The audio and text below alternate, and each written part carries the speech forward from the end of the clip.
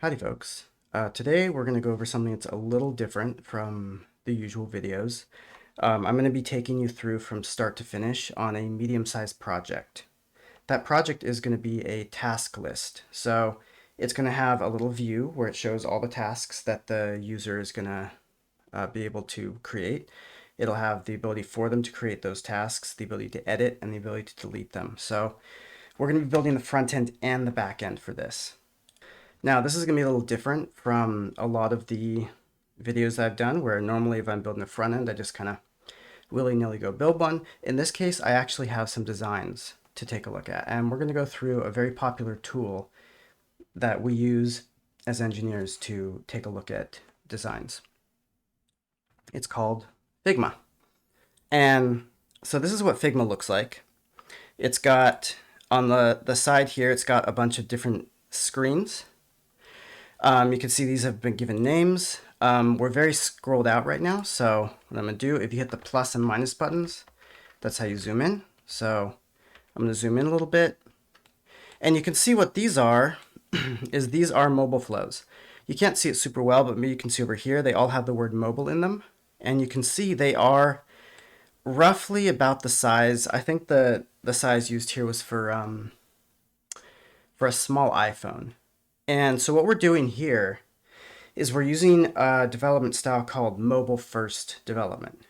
And there's two ways of doing this. If you're dealing with responsive apps, which we haven't really gotten into that as much, but you can build for the desktop the wide view first and then shrink it and try to make the design conform to that. Or what you can do is you can start with the mobile and expand it. And starting for the mobile and expanding it is generally considered the better idea for two reasons. One, because mobile is more common. There are at this point way more smartphones on the planet than there are personal computers. That's just how things work. So more often than not, people are going to be accessing your product via a mobile device. The second reason is that it's actually a lot easier to take a design like this that's simpler and expand it and start slowly adding in components as you get more screen real estate than it is to take a design that's very complex and has a bunch of stuff and slowly shrink it and determine what to get rid of.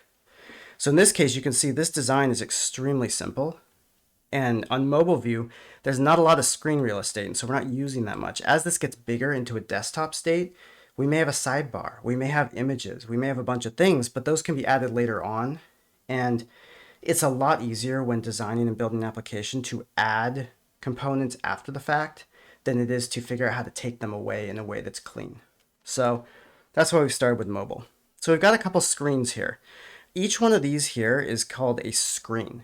So this is a single state of the application. So if we look here, login mobile. This is the login state. We have a little header here. We have our please login, username field, password field, and a button. That's it. The next state we have is if there's an error. And so you notice something here. First of all, we've got our error text. It's popped above these things. And this is not uncommon when you get designs. You'll get something that they'll say, hey, here is this. And then something happens, and then it becomes this. So this gives us a lot of context clues as engineers to determine how we want to build these components and what sort of things we might need for those state transitions. You notice here also, this says error text here and then has something in Latin afterwards. This is called lorem ipsum text, and it does mean something. I don't know what it means off the top of my head. What it is commonly used for is if the designer wants to tell you something very specific. And what the designer is telling us right here, this is error text, but the fact that they're using lorem ipsum text tells us this could be variable length. This isn't going to be simply 2 lines. It could expand, so we need to build our designs to be able to expand. Also, the fact that they're using lorem ipsum text, if they see task app here or please log in, that's the text we need to put there. So I need to specifically put the text task app in the header. I need to put the word login in the button here. Lorem ipsum text tells us this is dynamic. This text should not be placed verbatim into the page. This text should be something that is dynamic and will be determined as the page is running. In this case, the error text. So that's what that means. Next one, kind of similar, and something I'm noticing already. You notice we've got this purple and this button and this kind of form style.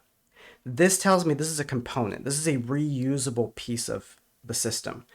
And we've got our header of the form. We've got our title, this thing, and this button. These are all something that is going to be reusable. So when I'm building my application, I should build these in ways that they're not like one-off. So I'm not going to create a style in my style sheet that just says button, and then I'm going to set the text to create, right? I need to build something that could be dynamic because the text might change. This is a generic button, and we're going to use this in multiple places. Same thing with this text field area. Items, this is new. This is the empty state. So this is if there are no items. So this tells me if I have 0 items in my task, because it's empty, this is the state that should be shown. So this is kind of the default empty state. Our next one here, this is the state if there are items to be shown. Now, here's one thing where the design is not completely clear. This says item 1 and then lorem ipsum text. Item 2, lorem ipsum text. What this tells me then is that these items could be of variable length, right? Because I see them different, or they're each different heights. I'm not sure if this item 1, item 2 text actually should be there. Like if I put another item in here, should it always say item 3? That's a question I'd have to clarify with the designer. This is a slightly unclear design in that case because I can't really guess based on this. If that item 1 wasn't here and it just said lorem ipsum, blah, blah, blah, I could guess that, oh, this is all dynamic. But the fact that it shows this item 1 here, I don't know. So I would ask my designer and say, hey, can you clarify this for me a little bit and let me know whether or not that item 1, item 2 is supposed to be there, or if that's just, placeholder text. So also when I'm dragging around here, this is middle click, right click, oops, left click will actually select and drag stuff. Okay, so here's another one, error state. This may not be used. There might not be an error state for adding an item, but in case there was an error state, this is how it would show up. You notice this is actually very similar to this one over here, which that tells me that the error text is probably going to be in the same place. And so this kind of form element here should just contain an error state because I'm using it in multiple places. Next one, okay, tap item. So based on the context, I can assume that when I click on an item, now we're talking in mobile. Mobile doesn't deal with click because there's not a mouse. Mobile deals with tap because you're tapping the screen. So that's why this says tap item and not click item. So tap item, that tells me this is what should happen if an item is tapped on. So if I push my finger down on one of those items and let up, this looks like a pop-up. How do I know it's a pop-up? Well, because there's this kind of transparent background over everything. And then this is centered. I'll tell you how I know it's centered in a little bit, but this is centered and it looks like a pop-up, right? You can kind of see it's half over some of this other content and it has 2 buttons. It has this header and 2 buttons here, presumably things that you can do to that item. Now, presumably here, this is mobile edit. I can assume that if I tap edit here, I'll go to this pop-up. The pop-up will shift. So this looks like a text box here. Where I can add in a bunch of stuff. This text box is gray. This text box is white. So these are text fields, whereas this is a text box. Something I would also check with the designer, should this be a text field or text box as well? Text box is a text field with multiple lines. So I would check with that because these look like they kind of deal with the same data, but they look different. Another save button, you notice this button we've used in a bunch of different places. Save. Now we have deletion confirm. So presumably this is what happens if I tap delete. It says, are you sure you want to delete this item? Then if I press delete, presumably it actually deletes the item. So those are our screens. There are 8 screens that we need to build. Kind of a simple app, right? Login, username, password. A couple things that I would also note here. There's no way to escape an item. So fun thing here, if you ever go, are you sure you want to delete this item? There's no X here. There's no cancel. I don't want to delete this item. So it's very common in pop-ups that if you click or tap outside of the pop-up, it closes. This is another thing to confirm with your designer and say, hey, I notice there's no X here. So what if I don't want to, what if I get to the item options and I realize I don't actually want to do this? What should I do? Should I just tap outside? Is there something, do I tap the header? And generally it's common to put a little X up here, but also for mobile, that isn't always the case because that X can be really small, especially on tiny screens. So it's kind of up to your designer. In this case, the designer is me. So I designed this, so I'm just gonna have to figure that out as I go along. All right, so let's look at our data that we need to have here, okay? We know we need a user and they have a username and a password. There's also no registration form. So that's something to bear in mind too, is you talk to the designer again, you say, hey, there's no registration page here. Now your designer and your product manager should already be asking themselves these questions. They should already have thought this through. But it's also their responsibility to make this clear to you as the engineer what's supposed to go on because you're the one building it. In this case, I would probably just say, hey, look, I have no registration page.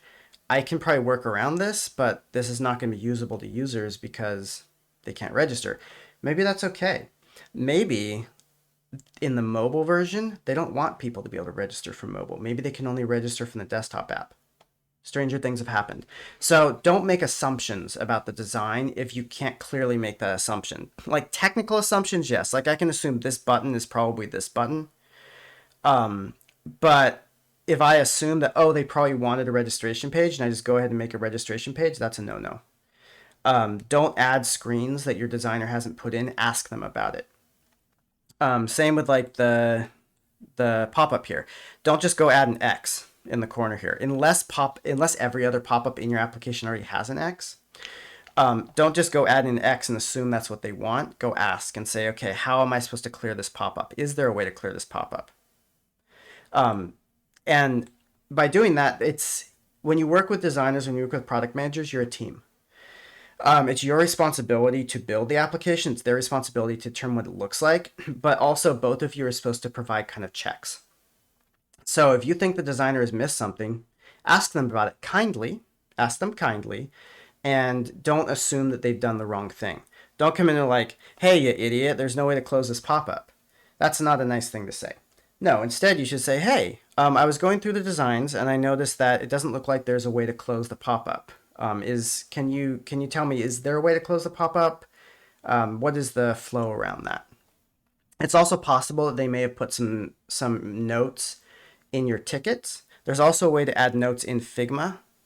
So you could see here, if I put a note here and I could say, well, actually, let me put here. I would say like pop-ups should be closed by clicking outside. And now if I go here, you can see there's that little note here. And I can click on here. I could be like, oh, okay. That's why pop-up should be closed by clicking outside. So make sure that you're looking for these notes as well, because it's very likely that a designer has given you something for that. Okay, so let's get started with this. All right. So what I'm going to do, I'm going to go to my code here, and I'm just going to start off by building the front end. So I'm going to make a folder. I'm going to call client. Actually, I'm going to make a folder called source. Source is not an uncommon thing to have. SRC, which stands for source, it's shorthand. It's pretty common for projects that have a bunch of extraneous files to have a source directory, and this is where the source code goes. I'm just going to make another one here called server, just so we have it. All right, so let's start off with our client. We're going to make an index HTML, make a very standard thing, and I'm going to call this task list app. Okay, so this has given us a skeleton HTML page.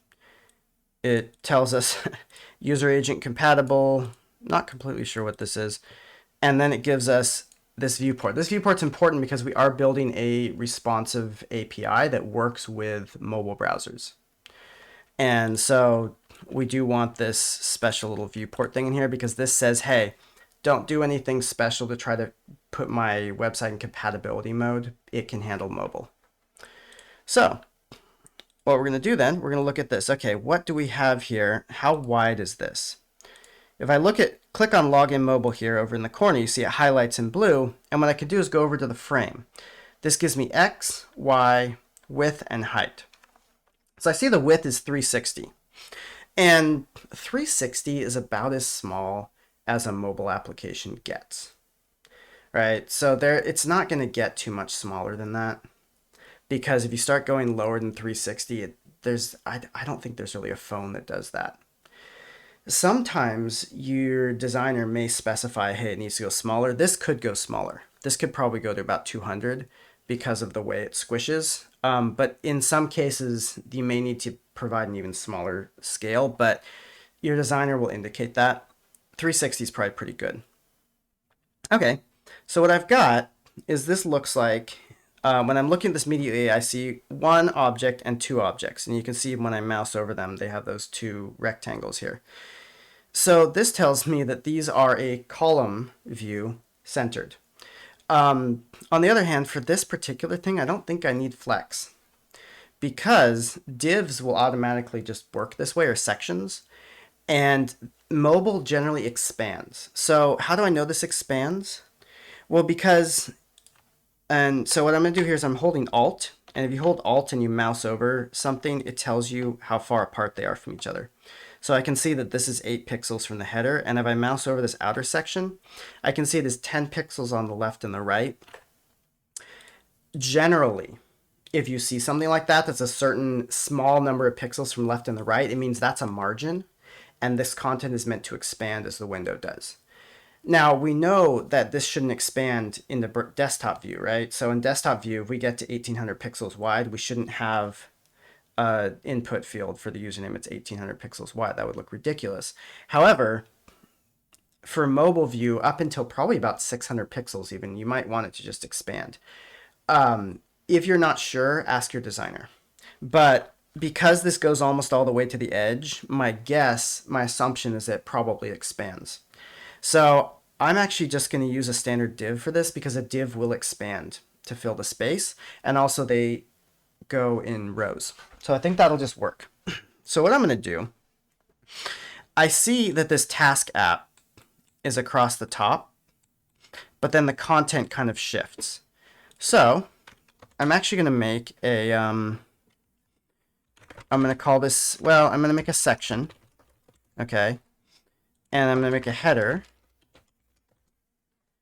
okay, and then inside the header, I'm going to put my title. So what was that title? It was going to be task app. What you can do is if you click on this and you copy, then you can go here and you can paste, and it just copies whatever text is in there, which can be useful, especially if there's special characters. Section. So what I'm going to do is I'm going to call this section, I'm going to give an ID, login section. And I'm actually going to put all these inside main, because semantic stuff is good. So now we've got our section in here. Okay.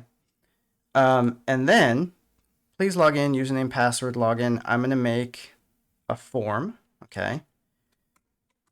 Form ID equals login form.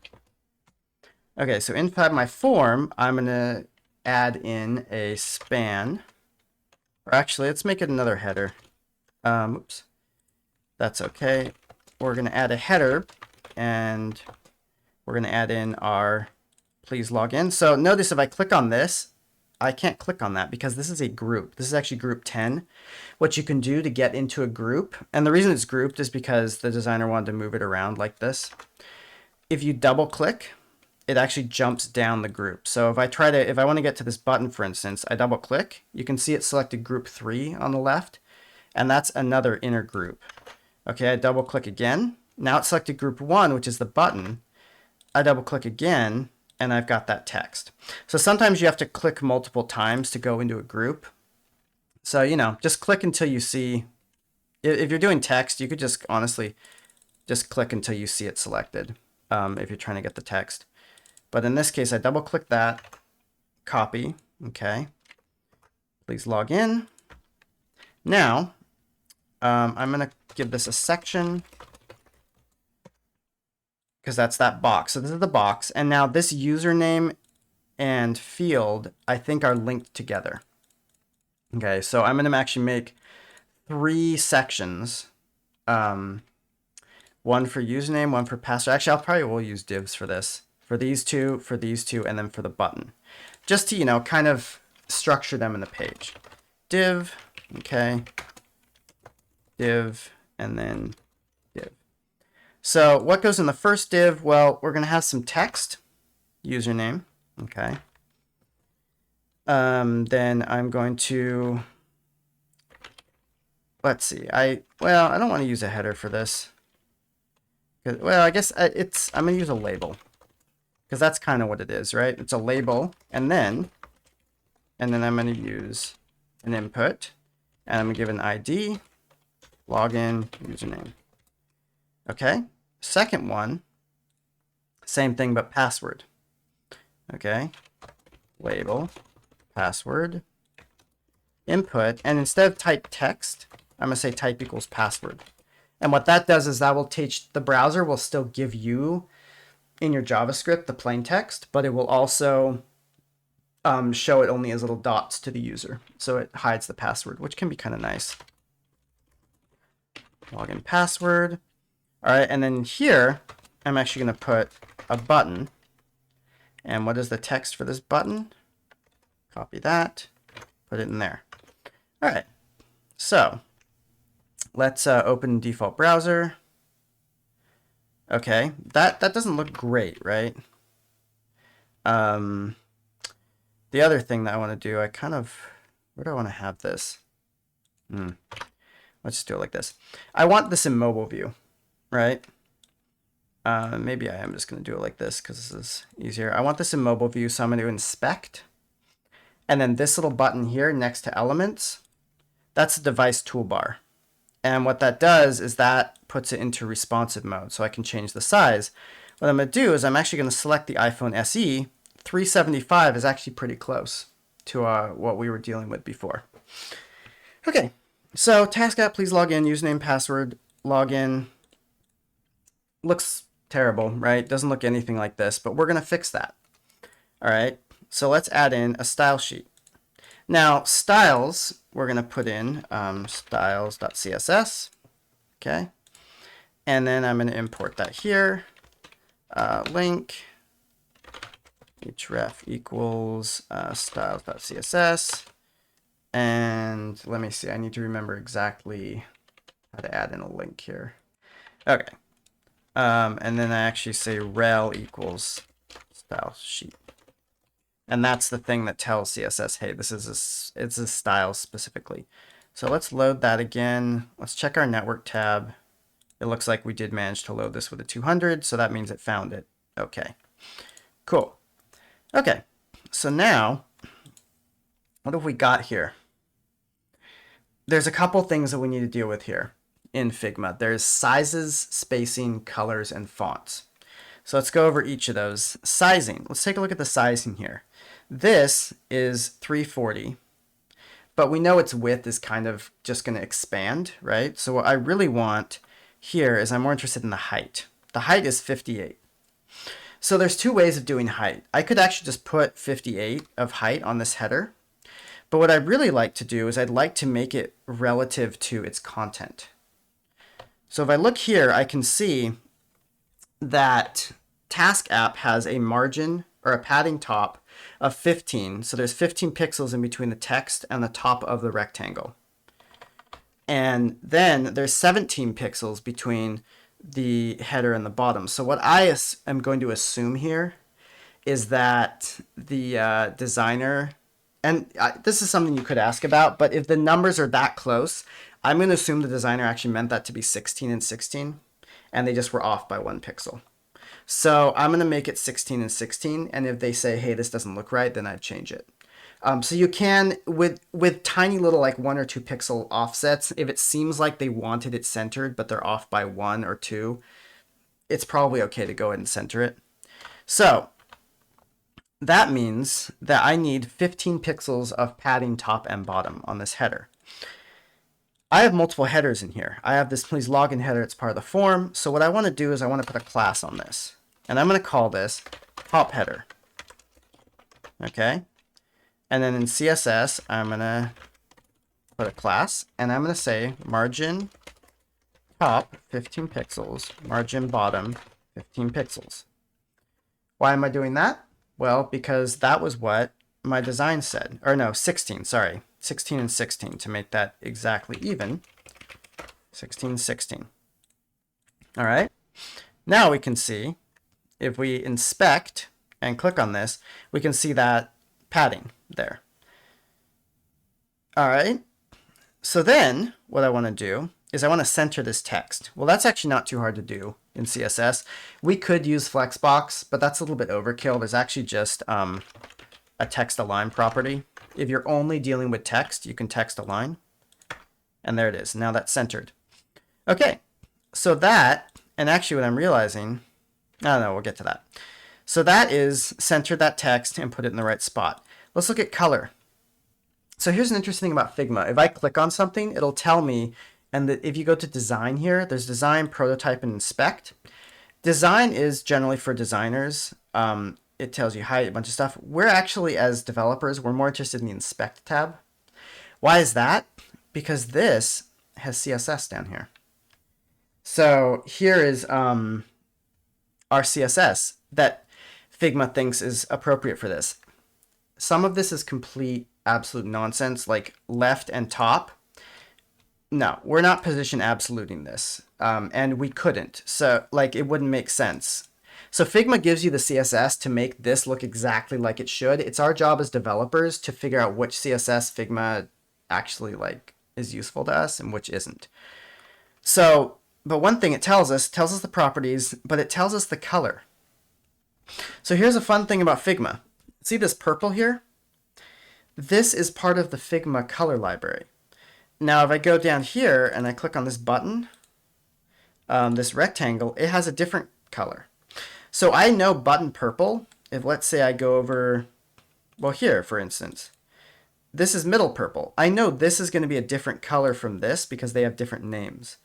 So this is a nice way the designer can give you. They don't always do it. So sometimes you have to do it yourself, but they will actually tell you, this is what I've called this color. It's a really good idea to try to use their nomenclature inside of your own application, because then if you say, oh yeah, I made that middle purple, they will know what you're talking about and you can have a conversation without being confused.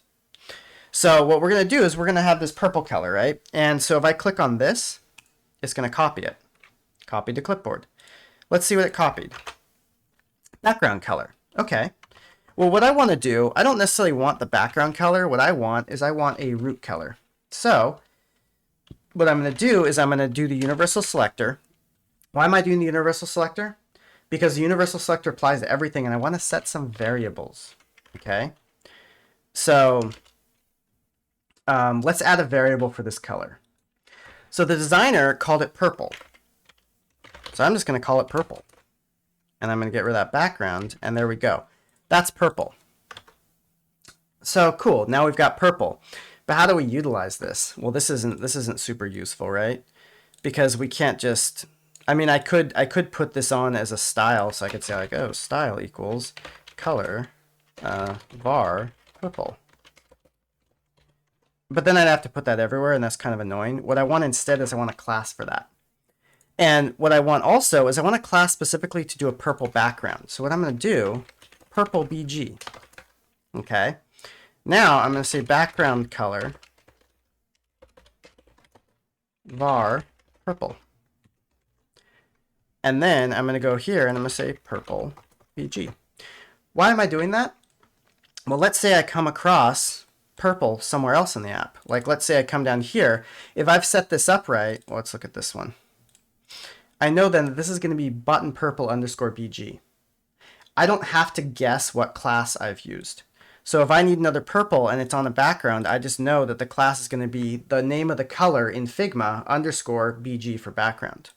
So this is kind of a way of building my own CSS library so that if I'm trying to manipulate the design and turn it into CSS, it's very quick and I can grab the styles very quickly and just kind of know what's in there. And we'll see how that becomes useful later on.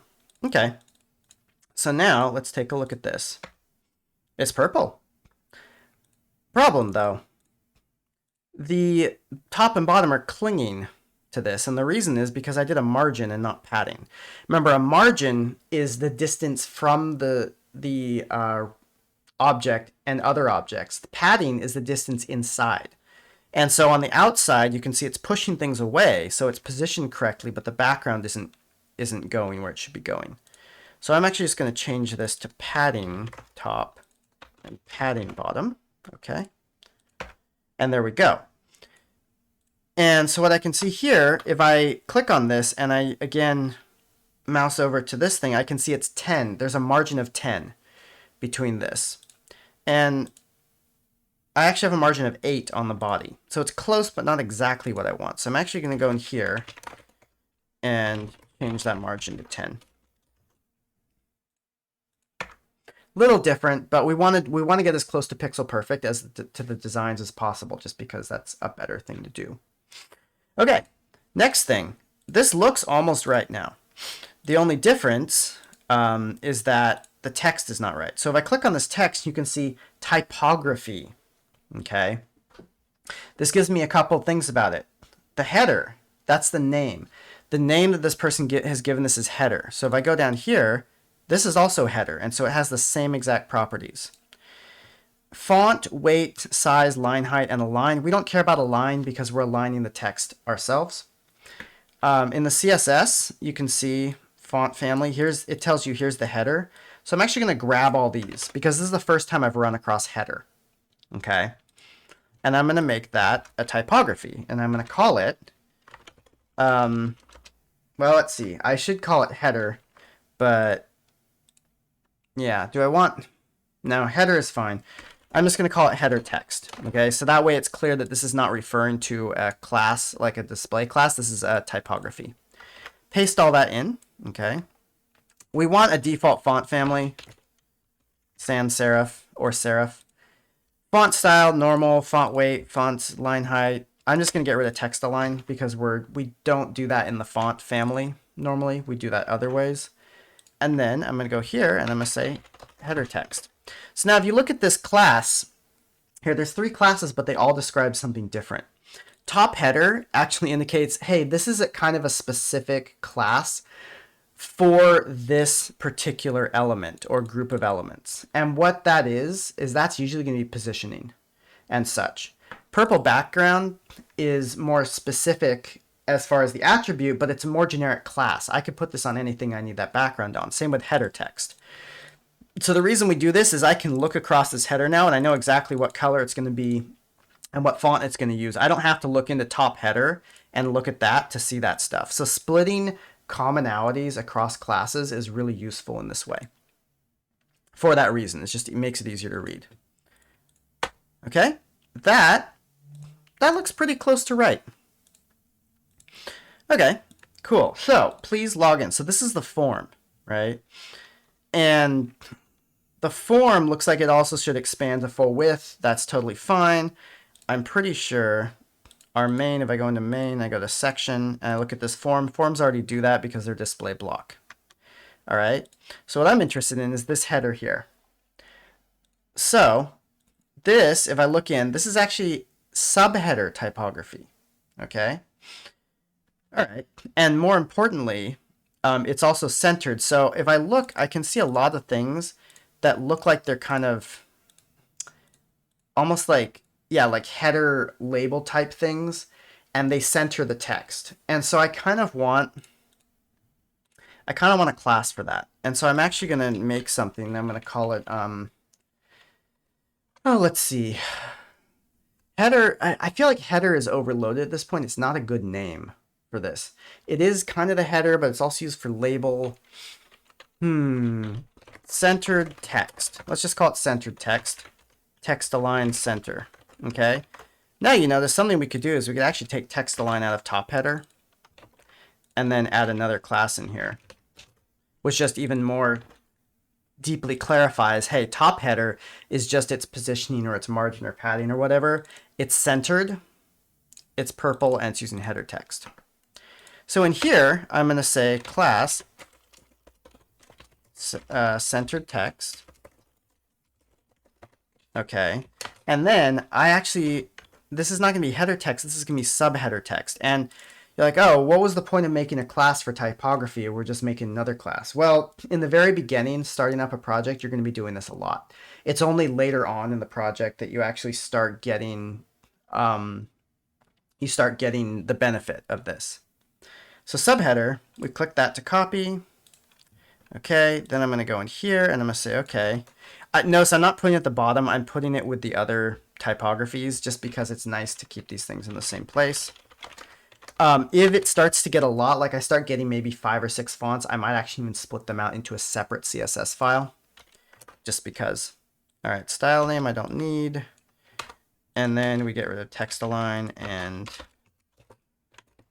notice this doesn't have quotes on it, and I don't know why, but it should be okay. All right, so in here, I'm going to say subheader text. Okay.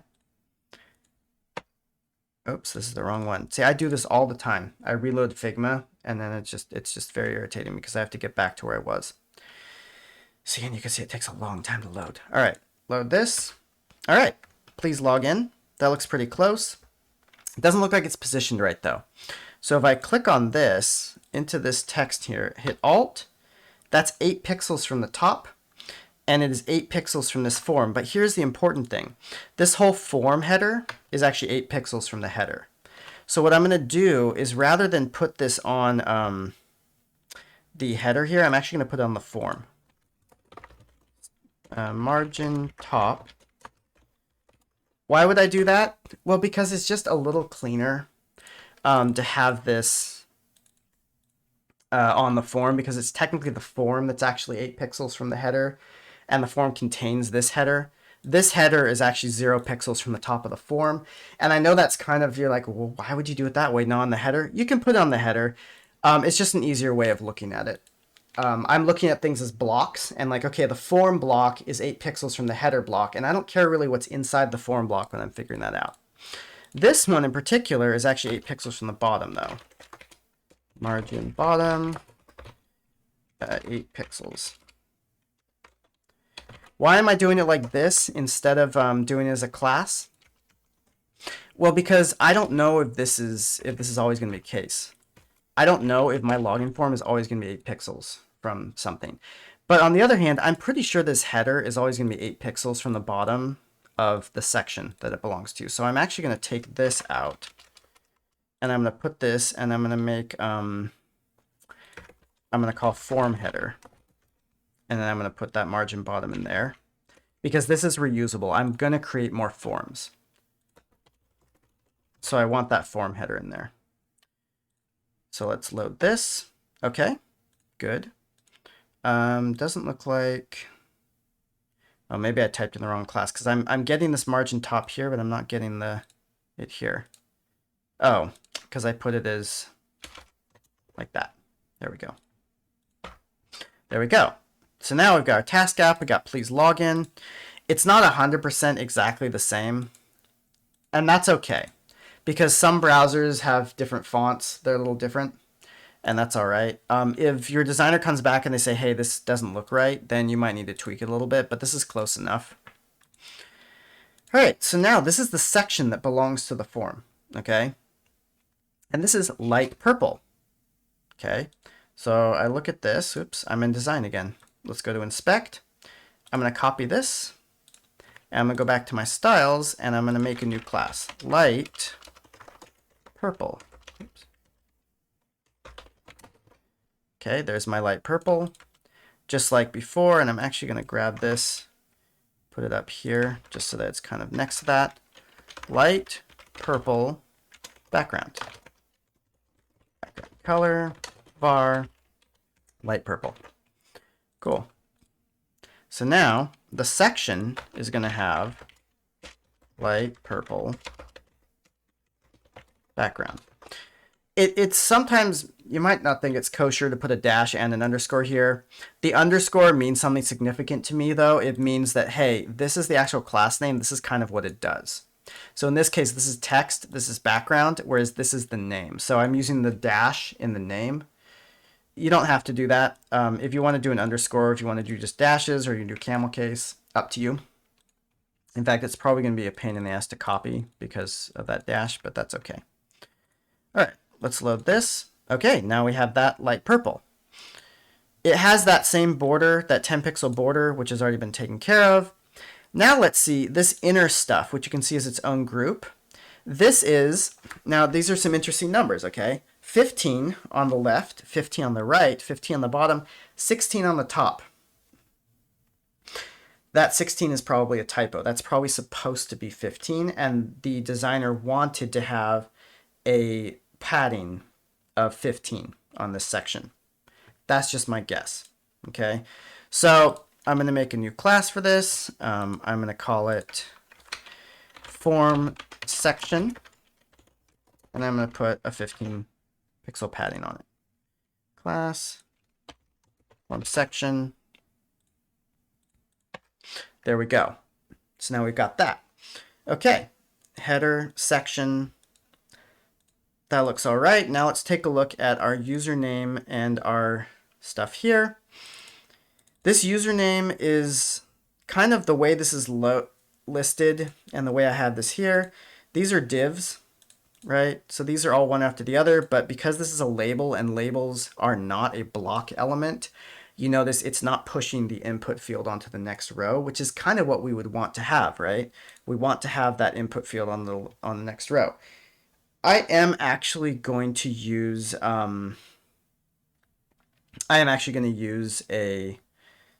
flexbox for this because I think that's just the easiest to do. So I'm going to make a style. So now notice down here, centered text. This is kind of an area. And so these are starting to get a little confusing, but here I've got, this is colors. This is some body stuff, which I'm actually going to move up to the top here. This is a bunch of typographies, text stuff. This is specific components. And then down here I have more kind of generic classes. So I'm going to make one here. I'm going to call centered column, right? And why am I going to do that? Because this is going to be display flex, okay, flex direction column, and justify content centered column. Okay, so I'm going to go put this on my section. I could, or no, actually, not on the section. I'm going to put it on these divs. Actually, nope, that's centered column. This is different from centered text. That specifically centers the text. Classical centered column. I don't think I need to put it on this one, but let's see when we get to that. All right, there we go. Now this label, this input field is now taking up the whole space. Pretty good. That seems like, oh yeah, that's right, padding. And this is starting to look more like here. Let's look at our label. Okay, what is this? This is centered text. Okay, we click into it. That's the header. Okay, so what we're going to do on this label, centered text, and we're going to go header text. Okay, there we go. All done. So you can see the use of making these tiny little chunks of classes that have stuff because you can reuse them very quickly. Okay. This is 11 from its input. This is 11 from its input. This one is 11 from its input. This is 2. So that tells me that's a pattern. So I'm not going to do a style for that because I want to have it on multiple items. Instead, I'm going to make a class for this, and I'm going to call it form label. And I'm going to put a margin bottom of, see, now I already forgot what it was, 11 pixels. All right, so let's put form label. Now you can see if I need a margin or padding or stuff that I'm going to reuse, I make it a class. And let's put that in there, form label equals form label centered text, header text. Okay, looking better. Now let's take a look at our input, okay? Our input is going to be, now here's a problem. We don't have, one thing that would be really useful to have here is if there was some sample text in the input. So that would tell us the typography that we're supposed to use for this input. This is 37, this is 29. I'm just going to go with subheader for now, and we're going to see how that goes. So what I'm going to do for this input is we're going to say class equals subheader text. Okay, and then let's see. That's probably pretty good. Not too bad. So what is this then? This is 37 pixels. This is 30 pixels. So what we need to do then is I'm just going to actually put a class on this, and I'm going to call it form input, form text field specifically, because we could have more than one input. Okay. Oops. Text field, and I'm just going to set the height to 37. I'm just going to manually set it because I think that's probably okay. All right, there we go. That's that. Now the only thing we have, well, other than fixing this stuff, is that password, the top of the password to the bottom, the input field. That is actually 16 pixels. So here's the thing though, these are in a div here, right? So I'm actually going to put that margin bottom on this div here rather than on the input field, because this div is 16 pixels from this div. And so that's kind of how I'm looking at it rather than the input field being that way. So we're going to call that form input group, and we're going to put a margin bottom on it of 16 pixels. Okay, form input group, and I'm going to put that on here. Okay, and then I'm going to put some classes on here. Form text field, subheader text. All right, and there we go. That looks pretty close. Pretty pleased with that. We've got this little border, which isn't here on this, but I mean, I would just leave it there because I actually like it. If your designer complains, like normally the thing is when I design these input fields, I did it very quickly. Normally you'd actually have a component set up that would like, here's the hover state, here's the clicked in state, etc. I don't have that here, so I'm just going to leave it kind of as it is. Now the button. Button. So let's look at this. What does this have? Inspect. We're in the group. I'm going to click on this. This is button purple. This is a new color. It's kind of uncommon for designers to actually name a color based on what it's supposed to do. In some cases they do, but then if you try it, they'll be like, oh yeah, just use button purple for that thing. And you're like, but that's not a button. So I would definitely avoid it if you are designing, you know, but that's just how we do it. So what I'm going to do then, button purple. Okay, there and that. That's that. We're going to add in button purple background color var button purple. Okay, so I'm going to grab this, go to my, and I'm not putting on the div, I'm actually going to put it on the button. In fact, I might not need this div, but let's see. Okay, class equals button purple background. Okay. All right, button purple background. I like it. Now there's a couple things that we actually have to take off of this button. So like appearance auto, there's a bunch of stuff about like the margins and stuff that you can see show up here that I kind of want to get rid of. So what I'm going to do is I'm actually going to make a new class, and I'm just going to call it button. And this is going to be a more generic one. So I'm going to put it down here. And what I'm going to do is I'm going to make its display block. That means it's going to expand to take up the full width of whatever parent it's in. I'm going to change its appearance to, well, let's see. What are various things in the appearance? Let's check that out. Appearance. The native appearance. Appearance, none, appearance auto. Okay, well, let's turn this to appearance none, because this controls the native appearance of UI controls. So if I turn it to none, it probably will turn off this appearance. None. And then I'm going to turn off the border as well. Why did I turn off the border?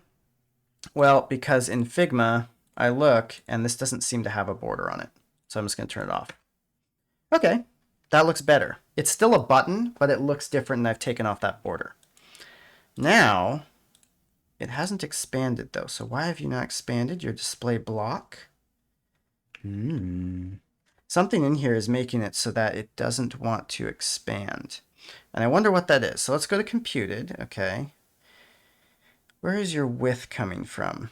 Width is 44. Let's see if we see anything unusual in here that would make it expand. Well, maybe we'll just force it. So what I'm going to do is I'm going to force it to be width 100%. There we go. Now it goes all the way to the div. Okay, so let's take a look at padding. We're going to click on the text, click down in there, and then we're going to mouse over this. Sometimes you have to hold Alt, sometimes you don't. Just depends. 14 pixels top and bottom. You notice it's 91 pixels left and right. That is probably not actually something we want to do because this text doesn't actually expand to the full width of the button. This is a guess. This is an assumption, but my assumption is that the padding should probably be 14 pixels all around, and then it should just do it that way. So what I'm going to do then is I'm going to say width 100%, padding 14 pixels. And I saw there was a border radius. I can see the rounded corners. Whatever this is, I don't want it. Border radius is 10 pixels. So I'm just going to grab that, paste that in there. All right. And then, well, that looks pretty good, doesn't it? But there is one thing that we're missing is that now the text looks wrong. So this text is white, and this is button label typography. Okay, so let's grab that. Let's make a new typography. So we'll go to our typographies, button label text. I could also do a dash here. I'm not, so sue me.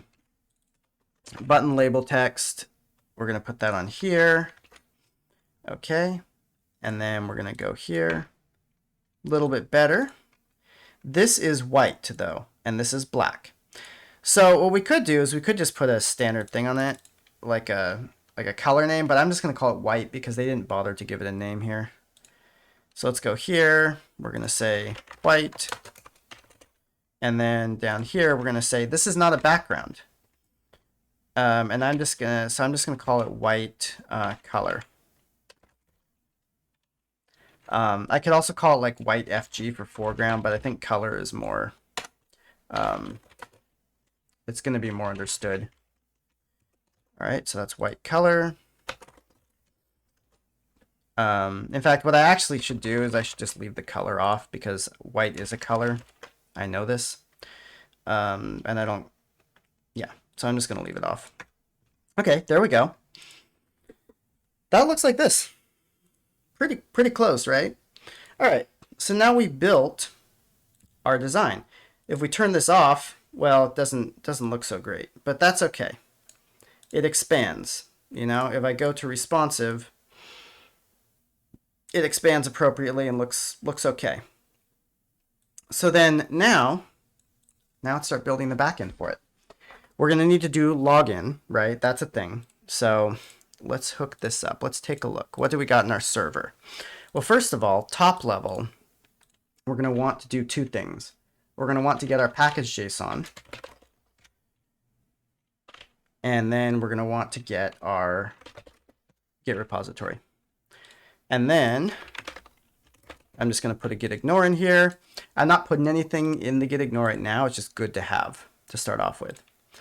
So now let's install Express. Okay. And what are a couple other things? Well, let's just do Express for now. Okay, so our server, server.js, we're going to Express, require Express port equals process.m.port 3001. We're going to set up a static directory to do our client, so we can serve our client, which means we need path, and then we're going to make our app,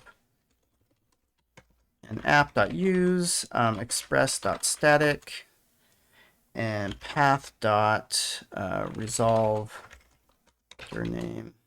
So from server to client, it's up one, and then client. And then app.listen, port app listening on port. Let's use a template string for it. Why not? So you notice at this point, we're almost an hour in and we're barely getting to the back end. Not surprising, we've actually built a whole login page and set up a bunch of the front end structure. So that is totally okay. All right, so now we're listening here.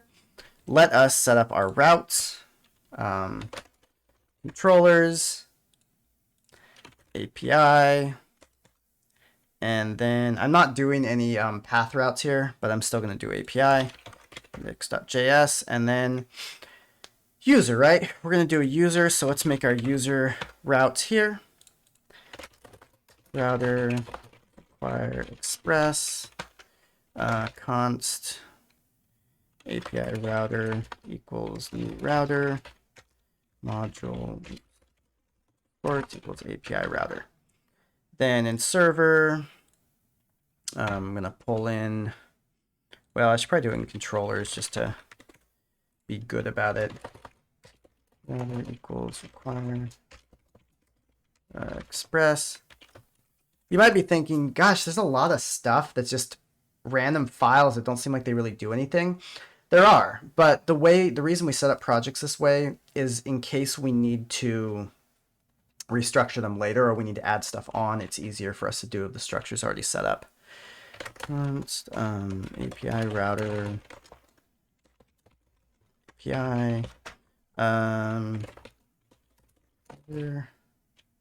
router, and then all router.use API router module exports equals all router. Go back to server. We're going to import that. Const all router equals require controllers. And then I'm going to app.use all router. No. Okay. Cool. All right. So now our server's up. It's set up. It's got the router in it. We've got our client. We've got our API. We've got our user. Let's just make our user router require express equals new router module export equals user router. I'm not actually putting anything in these yet. I just want the structure to be set up so I can do it later. Router equals require user, and then API router.use user router. Cool. So now our routing set up, we can add new routers at any time. Now, let's make our models, okay? So we're going to need Sequelize and MySQL 2. Because we are going to be doing a MySQL server. All right, so then in my models, we're going to do too many active changes. Oh, now we got all this stuff in node modules.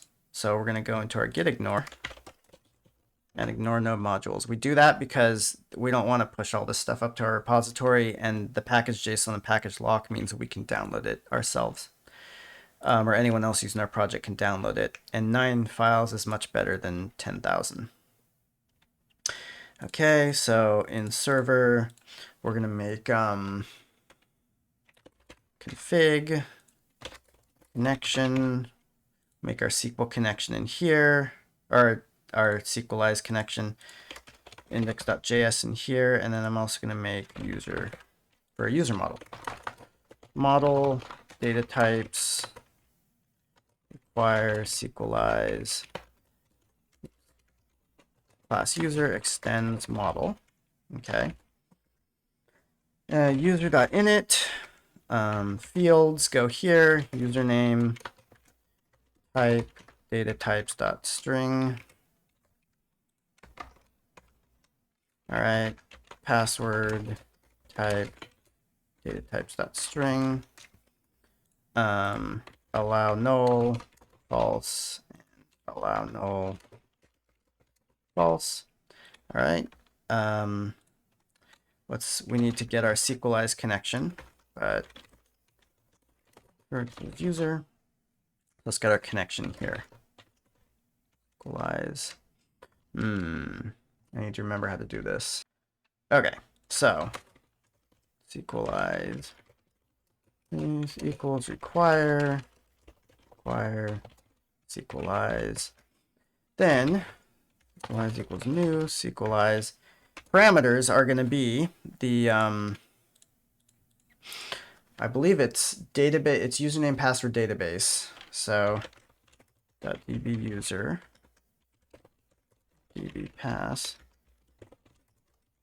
db, and then oh yeah, so it's a database username password. Okay, so this needs to go here. So nice of them to let me know. In here, host, and then dialect MySQL, and then module the exports equals Sequelize. Cool. Now we've got our connection set up. We're going to go back to our model. We need to import from require configs connection, and then that just goes nicely in here. There's our user model. We're going to go in here into indexed, and we're just going to import user from user. That's not it. User, and then module exports equals user. This is again boilerplate that we'll be using later on. All right, inside server, I'm actually just going to require models. Why am I going to do that? Because that automatically requiring models will require all of our actual databases, which will require the init to be called, which will initialize the database. Just in case. Now, oh good, I think it's verify. I don't know actually. Let's look at this up. Verify. So verify versus validate. I don't think this is right. I gotta look this up. All right, it is not verify or validate, it is sync. Sync is important because that's basically like, hey, wait until all this stuff is done to start the server. Okay. Oh, this is all green now. That's nice. The other thing I want is I want nodemon so that I can just start my server once and then not have to think about it again. And so I'm going to go in here. I'm going to make a start script. Nodemon source server.js. And hit start. Okay. And it crashes because API router.user. Well, that makes sense. API router. It should be use. Okay. Start again. Crashed because it can't connect to my database. Well, I'm going to start that up real quick. I'm going to start up my database. But, oh, my screen went black. That's not great. What I should do now, there's a bunch of stuff in here. I should probably commit this stuff, right? So I'm just going to commit here, initial login page and skeleton of server. I probably should have committed earlier. I'm not going to publish because I don't actually have an upstream right now, but I can still commit and it'll still save this stuff for me. All right, my database is up. Let's restart this. And what is it going to do? Access denied for user blah at localhost using password no. That's fair because you know why? I actually haven't put anything in my environment. There's no .env. All right, so let's go in here and let's add .env.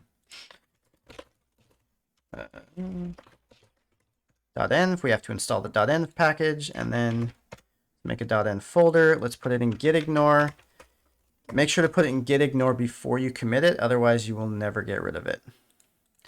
db host equals localhost, db user equals root, db password equals change me, db equals testdb. So what I'm going to do, let's go into the server here and then let's require.env.config, which we need in order to actually make it use this file. what I'm going to do is we're actually going to go in here. Oh, I don't have a password on this one. Okay, well, in that case, we'll blank out the password. Always good to check. Show databases. Drop. Oh, you know what? Let's just make a schema, because that's what we do for everything else. Schema. No, it's not a JS file. It's a SQL file. SQL. Drop database if exists. TestDB. Create database. TestDB. Notice I'm not putting any of the table creation in here. I'm not doing that because Sequelize will do that for me. Copy path, paste it in here. Okay, so that dropped it, brought it back up. So any previous tables I had in there are gone. Okay, and now you can see it did it. Now it's got that users table, I think. Well, I did just drop the whole thing, so let's reload it just to make sure.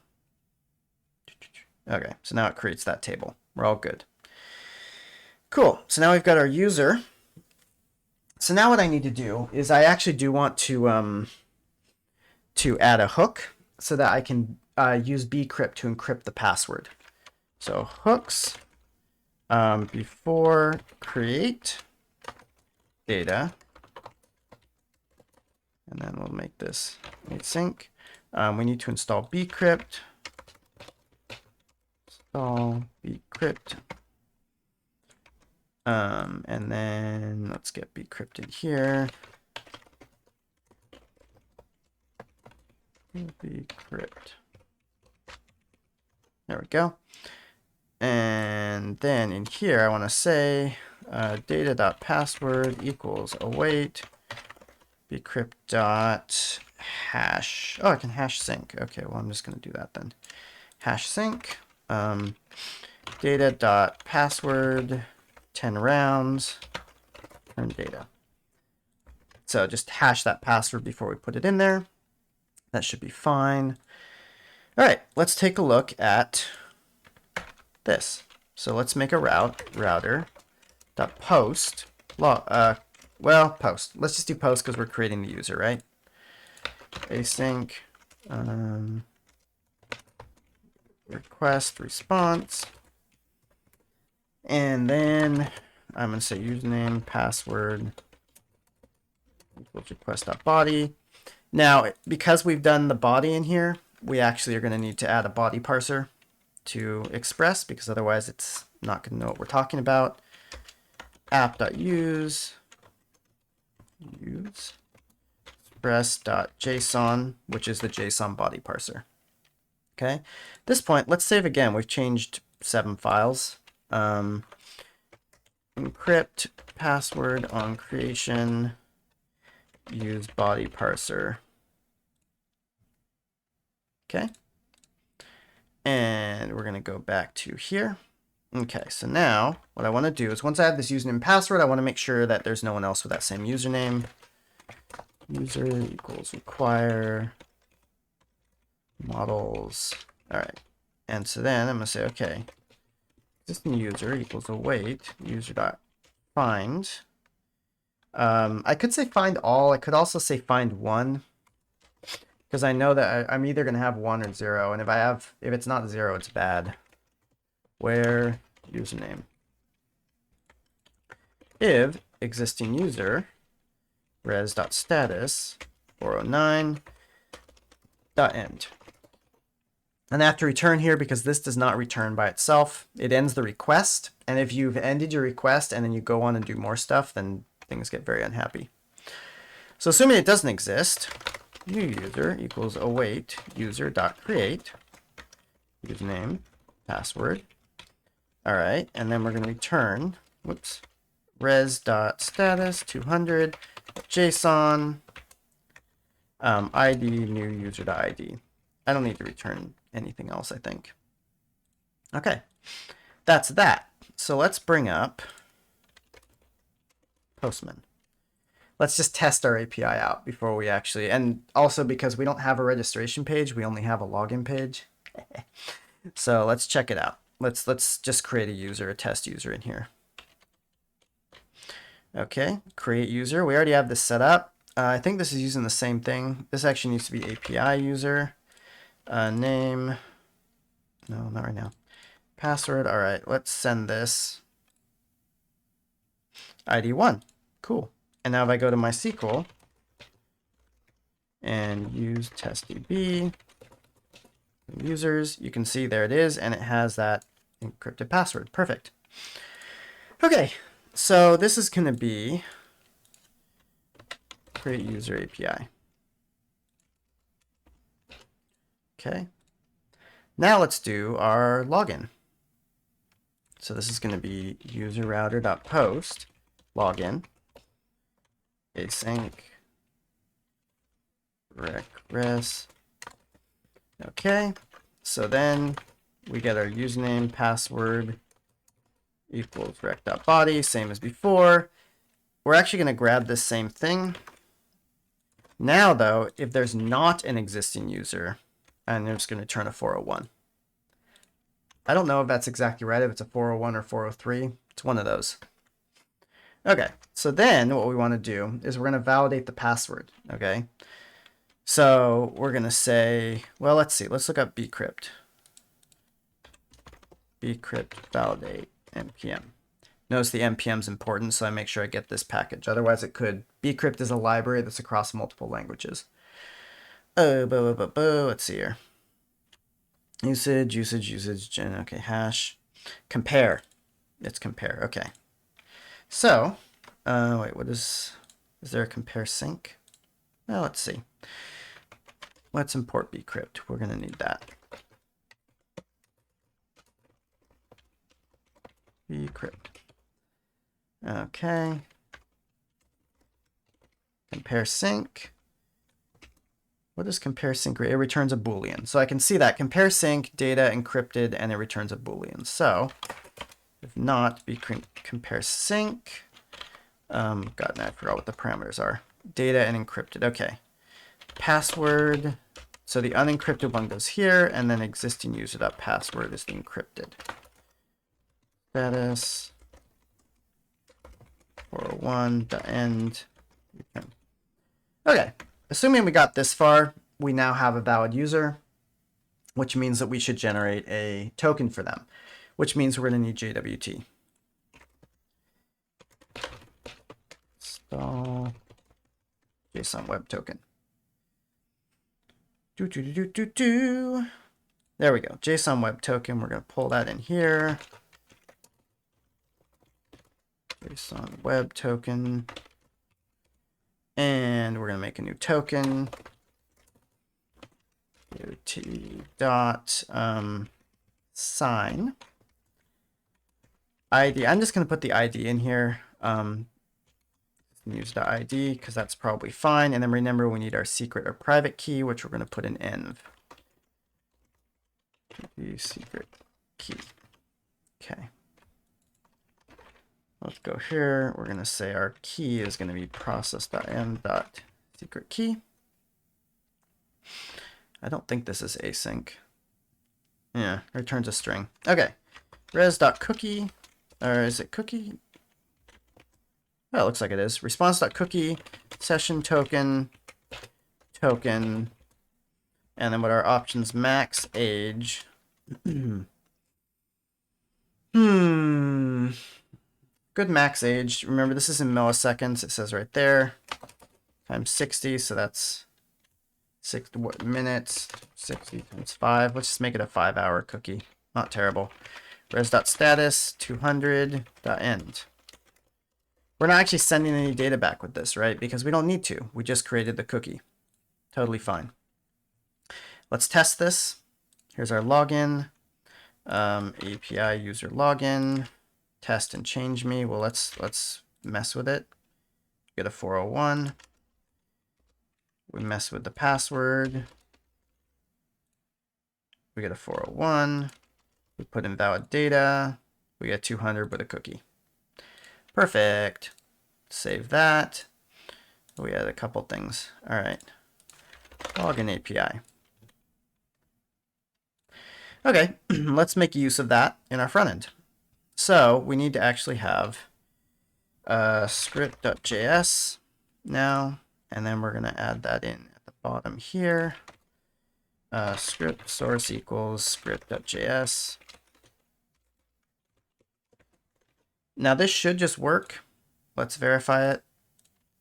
We load this, we hit our network, we go to JS, we've got script.js. Perfect. Cool. So in here, we've already given an ID to this form.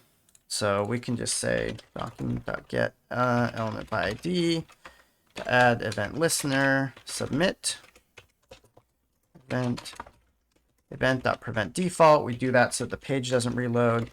Then we got to get our username and password. What did we call those? We have our login username. Get element by ID, login username.value, not aria value. Password equals document.get element by ID. Login password. I'm pretty sure that's what's called. Value. Now I'm going to console log these just to make sure I'm getting the right values. Put a bunch of junk data in here. I'm getting the right values. Simple way of verifying that this is all set up. Okay, now what I'm going to do, fetch API user login. Method post. All right, method is post, and then headers, content type, application JSON, because that's what our server expects. Body JSON.stringify, username, password. And then .then result. Return result dot, well, actually let's do this. If not result dot okay. Error state else return null. Actually, let's do this. Let's make a helper method for this. Because these APIs are almost always going to be the same for post. It's going to have these headers, it's going to have the body, it's going to have the same kind of result. So let's do it like this. API method data. So what I want to do is I'm actually just going to cut this, put this in here. And then I'm going to plus API. We're going to put method in here, and then we're going to say body JSON stringify data. All right. Now I'm going to make this async. Okay. But wait. If not resulted okay, we're going to throw an error. And that is going to be result.text, I think. You know, we'll just throw an error. That should be fine. We'll deal with it later. Okay, so if we get this far, we're going to return result.json. So now I can say call API user login post username password dot then catch. Okay. Error. And then const.log success. So let's take a look at that. If I put in a bunch of garbage now and I click login, ooh, it gives me cores. It says no. It doesn't like that, and it also doesn't like that because of the file. Okay, so let's go here. Same thing, but now it's using the server, so I'm not going to have a cores issue. Garbage in, error. Cool, 401 unauthorized. Let's deal with that now, because that is actually here, our error text, okay? So what I'm going to do, go to index.html in the form, inside that form, because you notice this is inside that purple. We're going to have, okay, let's make it a, just make it a div. Login form error. And so then what we're going to do is we're going to set a class on this, but we're going to deal with that in a second. This needs to be, this is light label. So this is a new typography. So we're going to go here into our styles, down to our typographies, light label. Okay, get rid of the style name. Okay. This is going to be class equals light label text. And what I want to do, just for now, is I'm going to get login form error. And we're going to say error equals document.get by ID. So before we call the API, we're actually going to set the text content to blank. Why is that? Because if we're just calling the API, we want to remove the error just in case. In this case, though, error handler.text content equals error logging in.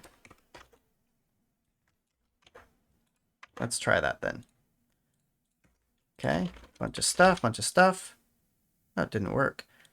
Oh, interesting. When I clicked login, the whole page reloaded.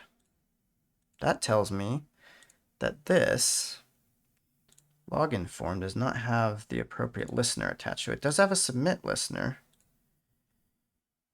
Prevent default. Oh, you know what? I bet what happened, this is probably failing, and it is because I mistyped this. And so the error event prevent default is never happening, which means that console log gets lost. Let's fix that. Okay. Try it again.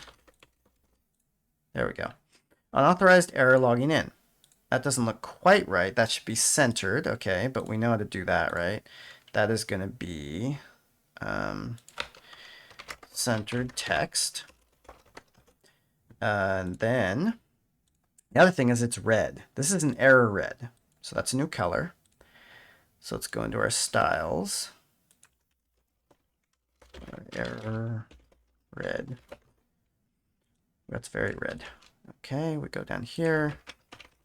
Red, color, var, error red. Let's grab this. And then we're going to put it over here. Okay, error red. So we start this again. Error logging in. That is 8 pixels from the username. That doesn't look like that's 8 pixels from the username there. So let's actually put, we're going to put a class on this now, and we're going to call it form error. Styles, we're going to come in here. Error. And margin bottom pixels. Okay. Cool. So now we put a bunch of stuff in here. There we go. It's a small error, but that's it. So let's actually not do an error. Let's put a real log in here. Oh, it still gives me that. Let's see what happens then. If we go to network here, oh, we get 200s. But for some reason, we're still hitting this error logging in here. Somehow we're still hitting that catch. That's interesting. Well, let's take a look. Let's look at our console. Still error. So somehow we're still hitting an error here. Okay. Let's just console log the error. What error are we getting? Because I don't think it's this one anymore. Because this one was okay. Oops. Login. Syntax error. Unexpected end of JSON input. You know that's fair because there's no response here. That's fair. We're expecting JSON out of all of our APIs. So what I'm going to do here with our login is I'm actually just going to return an empty object. Yeah, maybe I'll return the ID of the user that we just logged in as. That seems reasonable. There we go. Now it gives me the success. Okay, cool. I keep doing this and I don't want this. Okay, so now what we got to do is as soon as we hit success, we need to shift our priorities. The login section needs to disappear. So what we're going to do then is we're going to say, okay, login section dot display or style display equals none. Okay. Because now there's a cookie set, right? We're like, okay, here's a cookie. We're good. We're going to get rid of our login section. And what I'm going to do is I'm actually going to add another section in here. Oops. And I'm going to call it the home section. Section stub. I'm going to put some stuff in there. Now you notice I reload this page and home section stubs shows up immediately. Well, I don't want that. I want it to start off hidden. So I'm actually going to make another style that's just called hidden. Oops. Display none. Visibility hidden is different. So visibility hidden makes it so that it doesn't display, but still takes up space on the page, which is not what I want. I want its display to just not be there at all. Class equals hidden. Now in here then, I'm going to say get element.id home section dot style dot display equals block. Okay. So here we are, test, change me, home section stub. Yes, I thank you, Google. So now we've got our cookie. If I reload, you notice this still shows up, and I don't want that to show up if I'm already logged in. So let's put some special stuff in the top of our script here, and let's just say, okay, if, actually, you know what? I'm actually going to take this out, pull this up to the top here, because this is just going to be cleaner.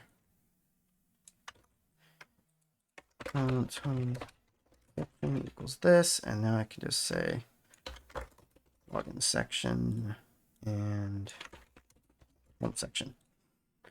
Okay, login section, home section. So what I want to say is, let's take a look at document.cookie.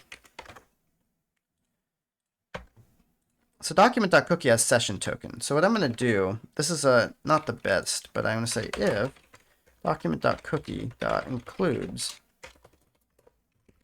this, then login section, oops, then we're just going to go straight to the home section. Okay. Style.display equals none. So now, if I load it, oh, it should go to the home section. Something went wrong there. Oh, I did none. That's why. Now it shows me my home section immediately. If I delete this cookie, it goes to the login. So this is how you handle that sort of thing on a single page app. You say home section stub. Okay, what's going to be in our home section stub? Well, first an items list, okay, and then this form for new item. So what I'm going to do then is I'm actually going to copy some stuff. Home section stub, let's say items. Let's make this a, well, let's make that another section actually. Items section here. And I'm going to give it an ID, items section. All right, and then I'm actually just going to copy this form because a lot of the styles on this form I want to have in here too. This is going to be add new item. Add new item. Okay. We're going to have item title for the first one. Item title. I'm going to rename this new item title. This one is gone, and this is going to be create. Great. This form is going to be the create item form. Okay. So load that. Looks pretty good. It's all in there. Item section needs a little work. The item section, each individual item in it has this kind of border. So I'm actually going to make a class for the item. Item row border 1px solid black. And then do we have a boundary here? This looks like, see, that's again the 7 and the 9. But let's take a look at here. This doesn't have that. So this is kind of a case where I would wonder if this is supposed to have a padding on it. In this case, I know this is supposed to have a padding on it. I just kind of forgot to put it in there. Okay, so I'm going to put a padding of 8 because 9 and 7 kind of averages out to 8. It's close enough. Let's go padding 8 pixels. Okay, that's that. And then no items. So we're going to start off with that. We're just going to say, okay, we have an item. Item row, centered text, no items. And then what is the font on this? It is subheader. So subheader text.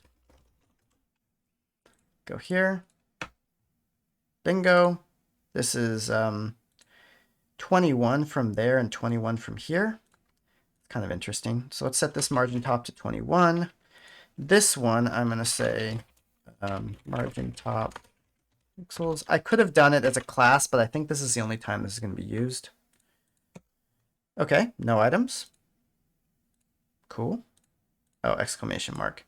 See, this is why you go in here and you copy the text just to make sure you get it right.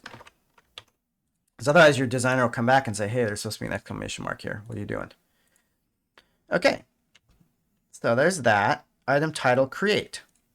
So now, actually, you know what? What do we put in here? Login from client homepage setup. Now we need items. So we're going to go back to our models, item, okay. Fonts, model, data types, require, Sequelize, require, config, connection, class, item, extends model. Okay, and then item dot init Sequelize.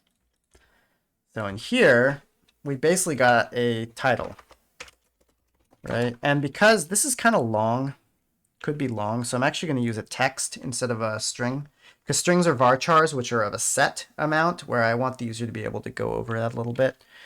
In practice, you probably implement something in your API that prevented them from going over a certain amount.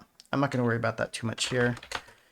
Data types.text, allow null, false. Okay. And then module.export item. So let's go to our index. We're going to say const require item. Now I'm going to add some belonging. Item that belongs to user. User that has many item. That sets up that relationship so that Sequelize will automatically create that user ID key as a foreign key on it. Excellent. Now let's make another item API.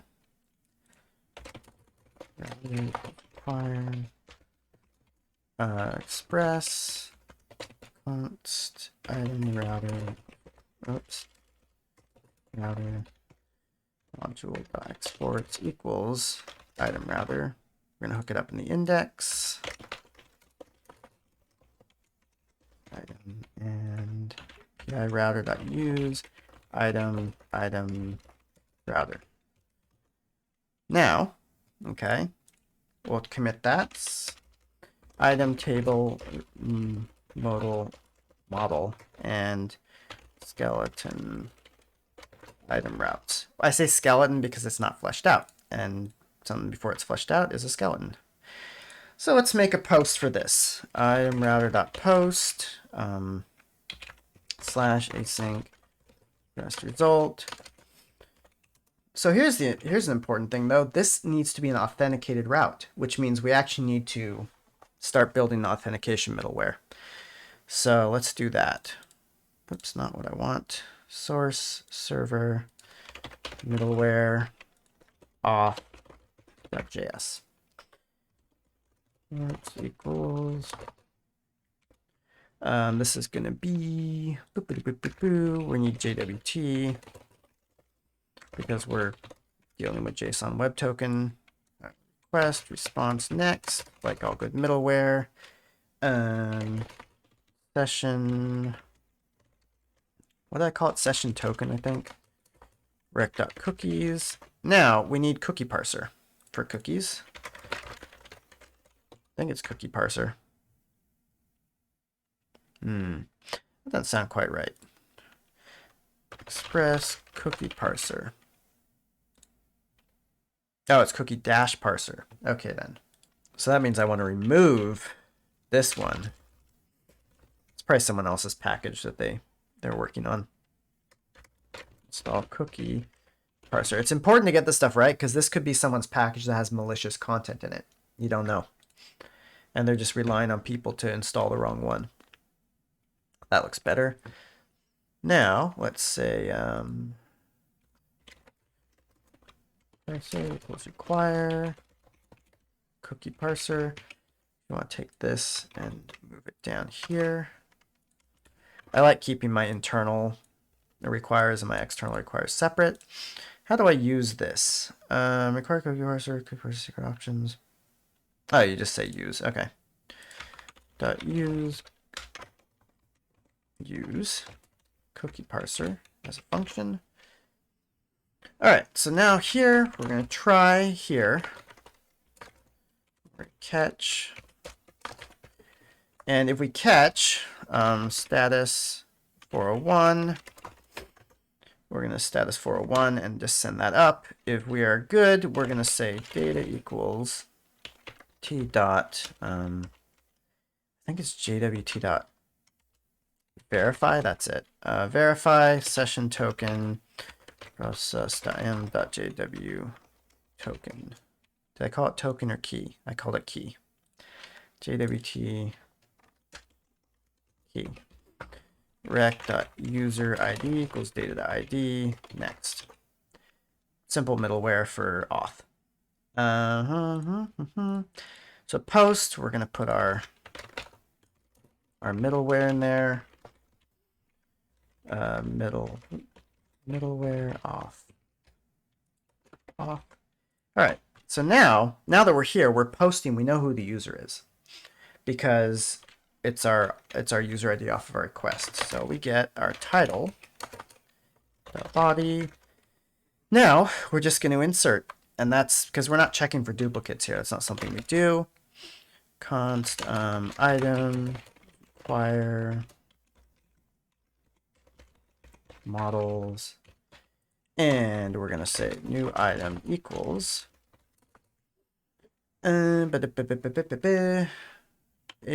wait item.create title, and then I believe, let's take a look. What did we call it? It was I want to say it was user ID capital. Yeah, user ID. User ID rec.user ID. Cool. And then we can go here and we can say rec.status 200.json ID new item.id. All right. So let's say, okay, item creation API and auth middleware. Excellent. Back to the client. We've got another button now, or another form. We've got our create item form. So let's add our handler for that. Create item form, and this is going to be event.prevent default. Okay. Now we've got an error handler again, so I'm going to copy this. We should have that. That should be renamed though. Where is the error handler? Here's the error handler. This is going to be the create item form error. And then let's put this in here. And then this is, what is this? New item title. Cool. Title equals document, get element by ID, dot value, text content equals this. Call API, item, post, title, then. Okay, we'll figure out what we do then later, and then let's put this in here. Error, creating item. Okay, let's test this. Okay, I go in here, item, create. Oh, it reloaded the page. Okay, so something's off there. This form, create item form, it doesn't have an event listener. Okay, create item form, that must be the wrong ID then. Create item form. Oh, this is how it's supposed to be. There we go. That is probably going to work better. Oops. Test item. Okay, that still reloaded the page. Hello, form. Do you have... Yeah, you're still not getting an event listener. Create item form. ID. Create... I'm getting tired. This is a sign I'm getting tired. That's what that means. Okay. Now it has the event listener. Cool. Test item. There we go. Failed. Error creating item. What happened? Oh, we got a crash. Request.status. Well, that's completely fair, isn't it? We shouldn't be doing the request.status. It should be the response.status. Cool. Let's do that. All right. Reload this. Test item. Okay. Now we get 200. Successful. So what do we do now? Well, now we actually want those items to show up, right? So let's make a new... So there's two ways to go about this. If we're getting items for a user, we could either make it a user API, or we can make it an item API. And I think it should be an item API because we're getting the items from the user, yes, but we're getting items. And so it's kind of the item that we're handling, manipulating here. So get by user ID off. Oh, you know what? Actually, we don't even need the ID. For user. I'm just going to say get for user. Yes. And so what I want to do then is I want to say, okay, items equals await item dot find all where user ID is request.user ID. Now, items normally that come out of Sequelize are complex Sequelize instances, and we want the plain ones. Items equals items.map, item dot get plain true. Some nice ES6 stuff there, and then we're going to say request response dot status 200 dot JSON plain items. Okay. And now let's go back to our... Now let's add this in first of all. Create item in client. Fetch items in API. Okay. Now I'm going to make another function, and I'm going to say function reload items. Okay. First thing we're doing, we're going to call API. Items, what is it, for user, did I call it? See, I'm not happy with this API. This isn't a great API name, but it'll do. Items for user, get, no data, because we don't need to pass the user. For catch, I'm actually just going to say, I'm just going to console error it. Could not get items. Error. All right. Log data. So then let's check this out. Oh, actually, let's do this. As soon as we load the home section, we're going to get, what did I call it? Oh, reload items. which means I need to put it here. I need to put it here. And I also need to put it here whenever I create an item. Okay, so now for user, API items for user gives me a 404. Let's see what's going on. For user, okay. Oh, it's item. Yep, okay. That's fair. Item. That's the problem. All right, for user, our response is a couple of these. It's got the user ID, a bunch of other stuff. That's okay. Cool, so I got that. Now what I'm going to do, once I get that data, I want to actually grab this, let's see, the item form. The item section. Here we go. So let's do this. Folder. Get element. Item section. And what I'm going to do now is I'm going to say if data.length equals 0. I'm going to actually insert this row. So I'm actually going to leave this blank. No, I'll leave it in there. Just as an example. But item holder dot inner HTML equals blank, blank it out. I want a little helper function here. Create item, title ID, and then this is what we're going for. So item element document dot create element give item element dot class list dot add item row centered text subheader text, and then item element dot text content equals title, and then we're going to return it. Return item element. So then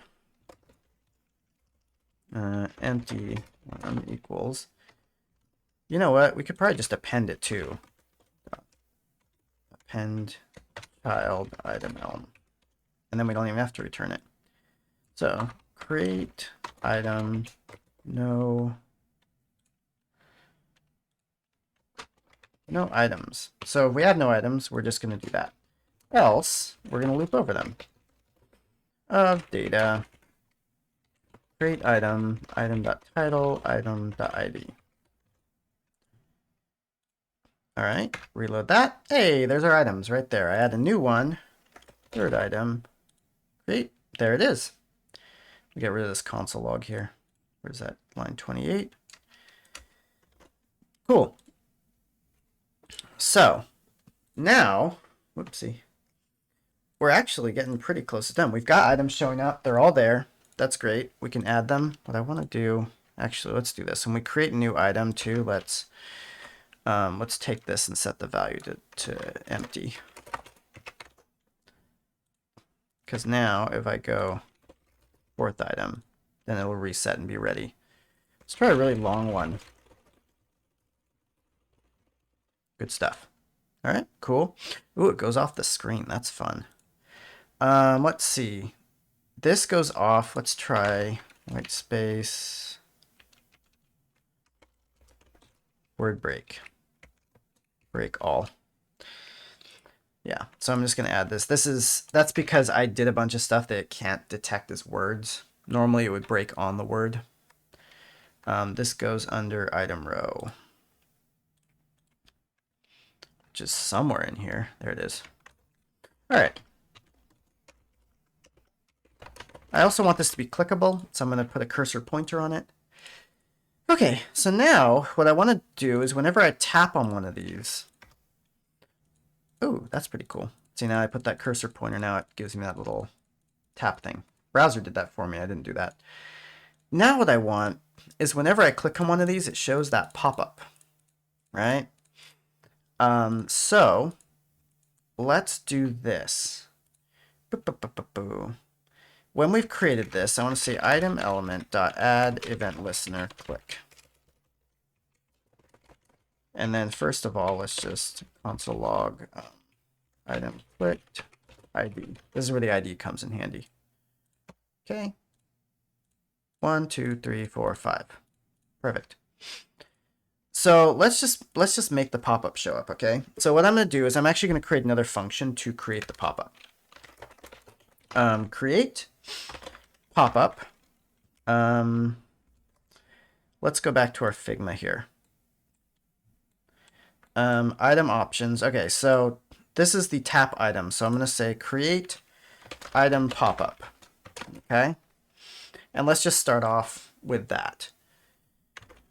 So what I want to do I want to, there's a couple ways we can go about this. And I think the easiest way might be to actually have a pop-up section show up in here.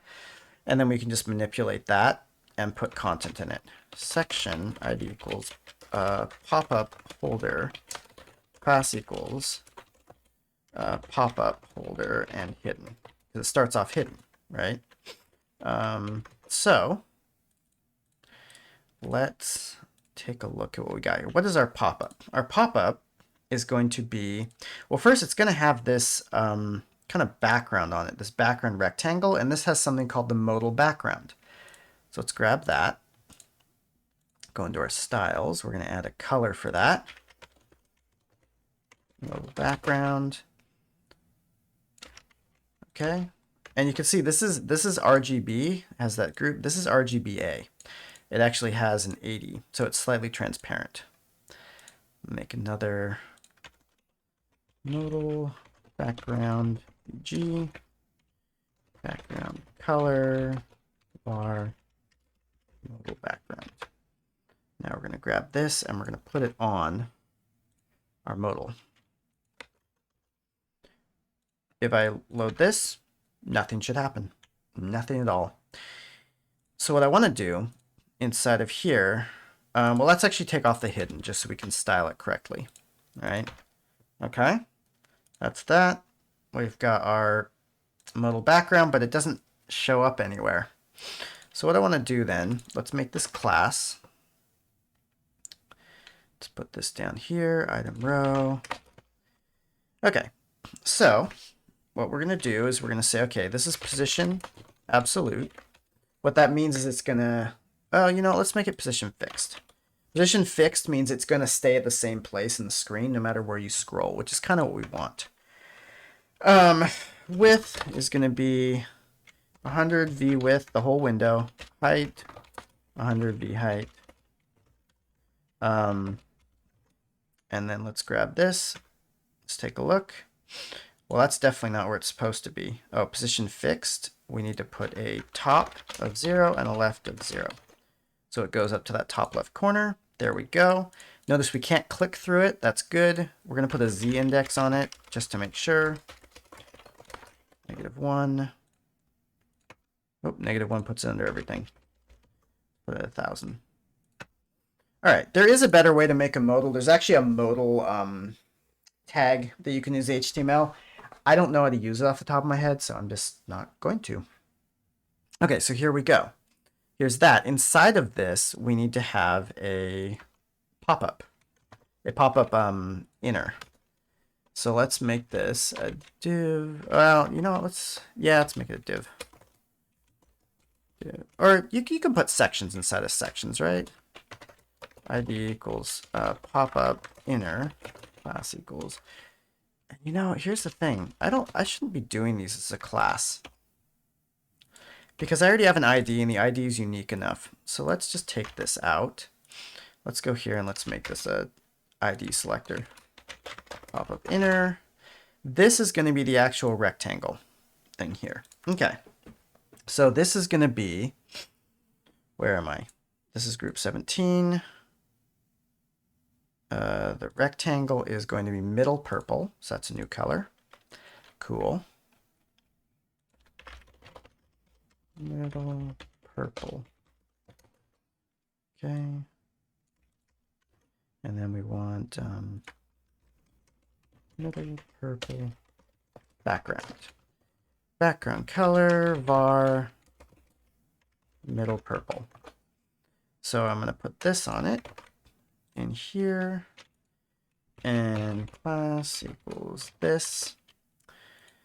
It looks like this is 5, but this is 15, 15, 15. So our margin top is 5. Oh, this is all 15. What I might do then, this looks like the body of the modal. I think I might actually just give this the padding then. So let's do pop-up inner. Pop-up inner. Okay, margin top 5 pixels. Oops, padding. And I'm not going to give it another padding because I'll wait for the body. Okay, so that shows up here. I want to center this. I want to fully flex this. Display flex. Align flex direction column. Oh no, this is row. Because yeah, and then along the row, I want it to go along the minor axis. Oh boy, where'd it go? Oh, it's there. It's still there. Okay. It just doesn't show up at all because its height needs to be, or width. Needs to have a width of 100%. There we go. I think that's what we have here. Oh no, this has the padding. Okay, so let's do this. With calc 100% minus 10 pixels. 20. And what this is going to do is this is going to say, okay, it's already centered, right? What's centered there as well? Let's make its width be 100%, but then subtract 20 pixels. And that's how you do this, is with the calc function. There we go. That looks good. And then let's put some content in it. Does it have? It doesn't look like it has a radius. So this is going to be the header. Okay.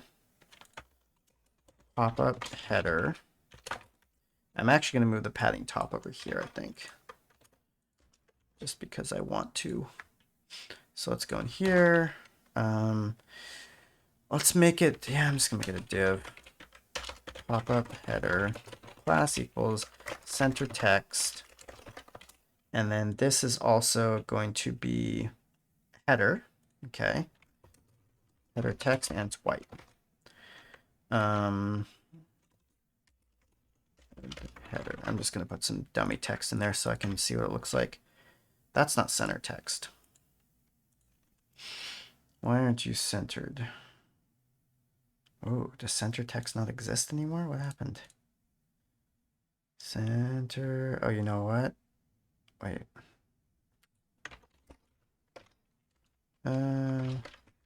Centered text. Centered. That's fair. It's completely fair. There we go. That's right. And now we have the actual body, which let's do that then. Div id equals pop-up body content, and then pop-up body here. I'm actually going to put in here, and this is going to have, oops, this is going to have that padding on it. 15 pixels, because you can see it's 15 from pretty much everything. And yeah, so I'm happy with that. Body content, there it is, header. So here's our pop-up, okay? Once it's there, it can never go away, but that's okay. Let's make a, okay, so now let's make a function, close pop-up, okay? And I want to grab this pop-up holder here. Get element ID, pop-up holder. And what this is going to do is it's going to say, okay, pop-up holder display.style.display equals none. I could also add the hidden class. Maybe I'll do that. Let's say .class list.add hidden. So create item pop-up, then I'm going to do the reverse. I'm actually going to remove the hidden class. And so let's put that on here. Okay. So now whenever I click on, oh, where am I? Whenever I click on this, instead I want to say, okay, create item pop-up. And that actually is not what I want to call. I want to call it show item pop-up because I'm actually creating anything. Show item pop-up. Okay, so now, oh, it should not be there. Why are you there? You should be hidden. Display none is being overwritten by display flex.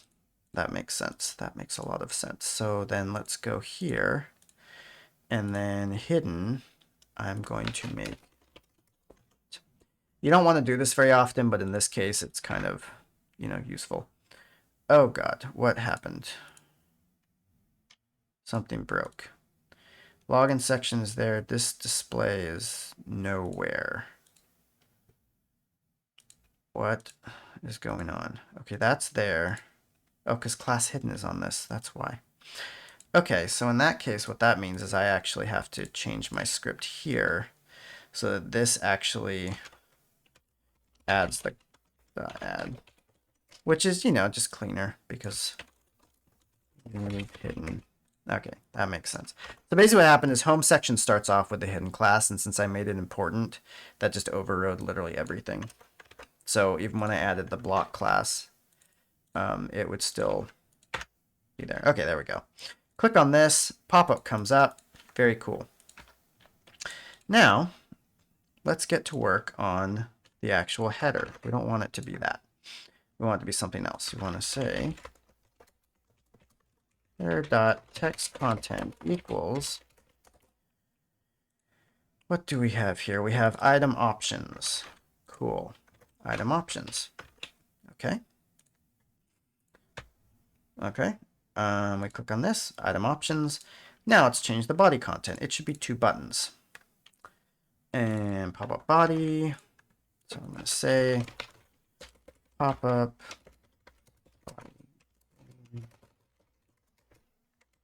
get element by ID. Now let's see, just add the buttons directly in there. Nah, we should probably have a div for them.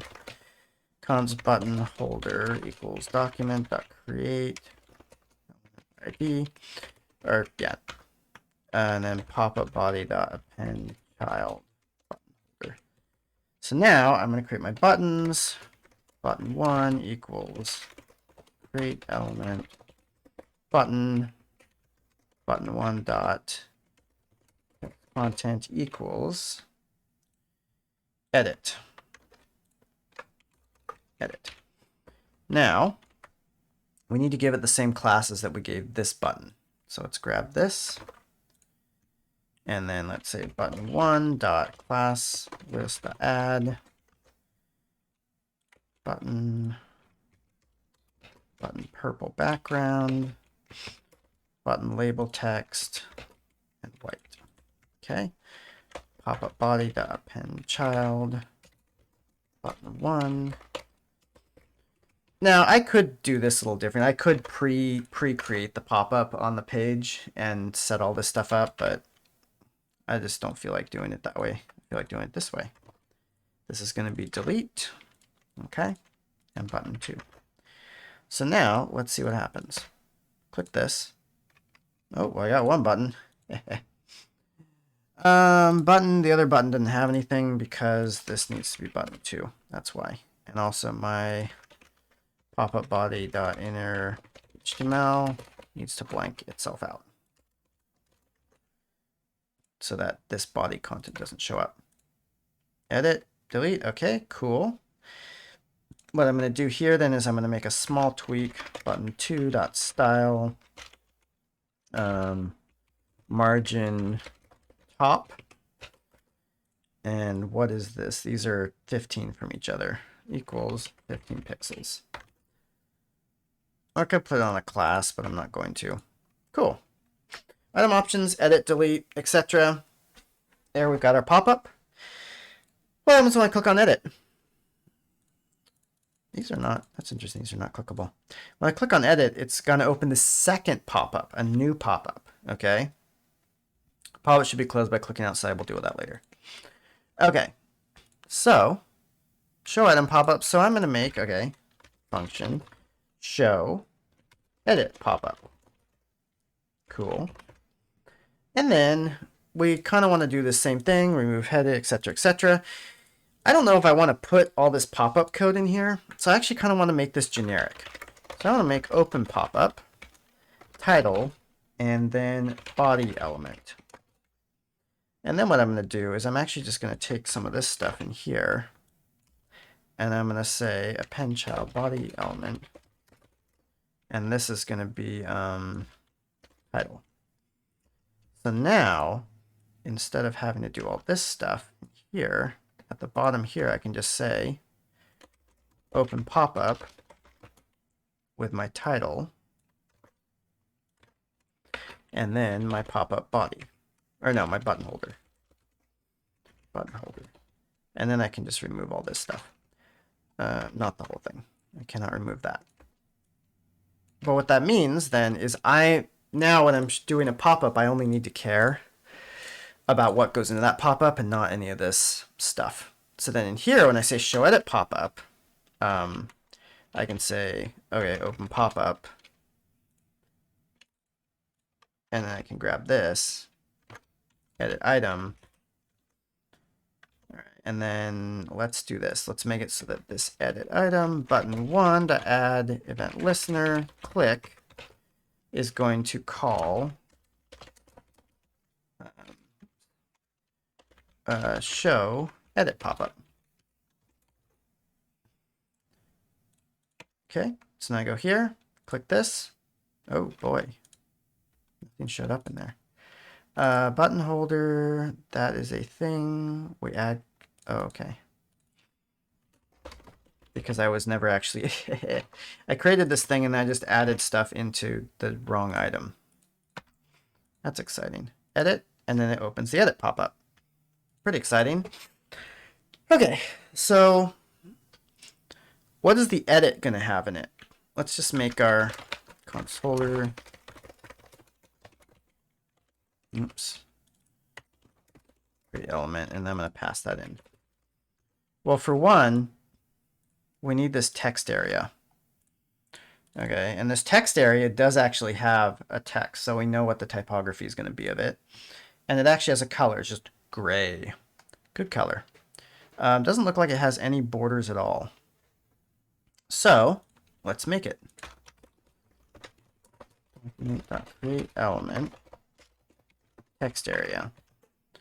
All right, and text area dot add class list dot add.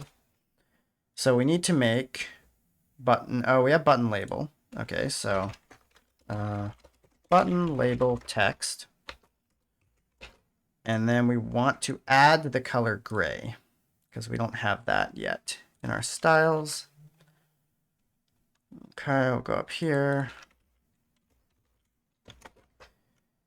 Is it with an A? Is it with an E? I don't care.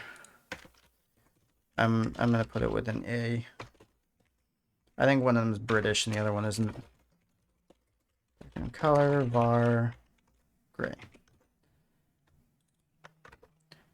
Okay, so this is, let's see, we're gonna go in here, we're gonna add gray. And then I'm actually gonna add modal, let's see, item text edit item text area. And that is going to be a custom class that I put on here. And in that custom class, I'm going to give it, let's see, let's give it a width of 100%, a min height. Well, actually, no, let's just give it a height because text areas will scroll. This is 171. All right, cool. And then let us child text area. So now we go in here, item edit, there's our text area. Put some stuff in it. Now we need a button. Okay, I'm actually gonna steal one of these buttons because, you know, we already got a button, might as well use it. This is going to be, I believe it's save. Save, yep. Okay, same things, holder, append child. This button is 15 away, so I'm actually going to steal this from button 2. I pop that on there, button 1. There we go. Load it here, edit. There's our save button. So how do we save? Well, we got to know what to save to, right? So one of the things I need to do in this show item pop-up is that I need to take in an ID and an existing title, I think. And then I'm going to pass those into the edit pop-up. The reason is I want my text area to start off with the existing title. So if I go here now and I click this, edit, oh, it's undefined. Oh, right, because I'm not passing it into show item pop-up. Show item pop-up ID title. All right. So we go here, edit, there's our stuff. We go here, edit, there's our stuff. Now we also have the ID so we can save if we need to. So how do we save? Well, first of all, let's save all this. Pop-ups, edit pop-up. We're going to save by making a new item API. So this is going to be, there's two ways to save. There's patch and there's put.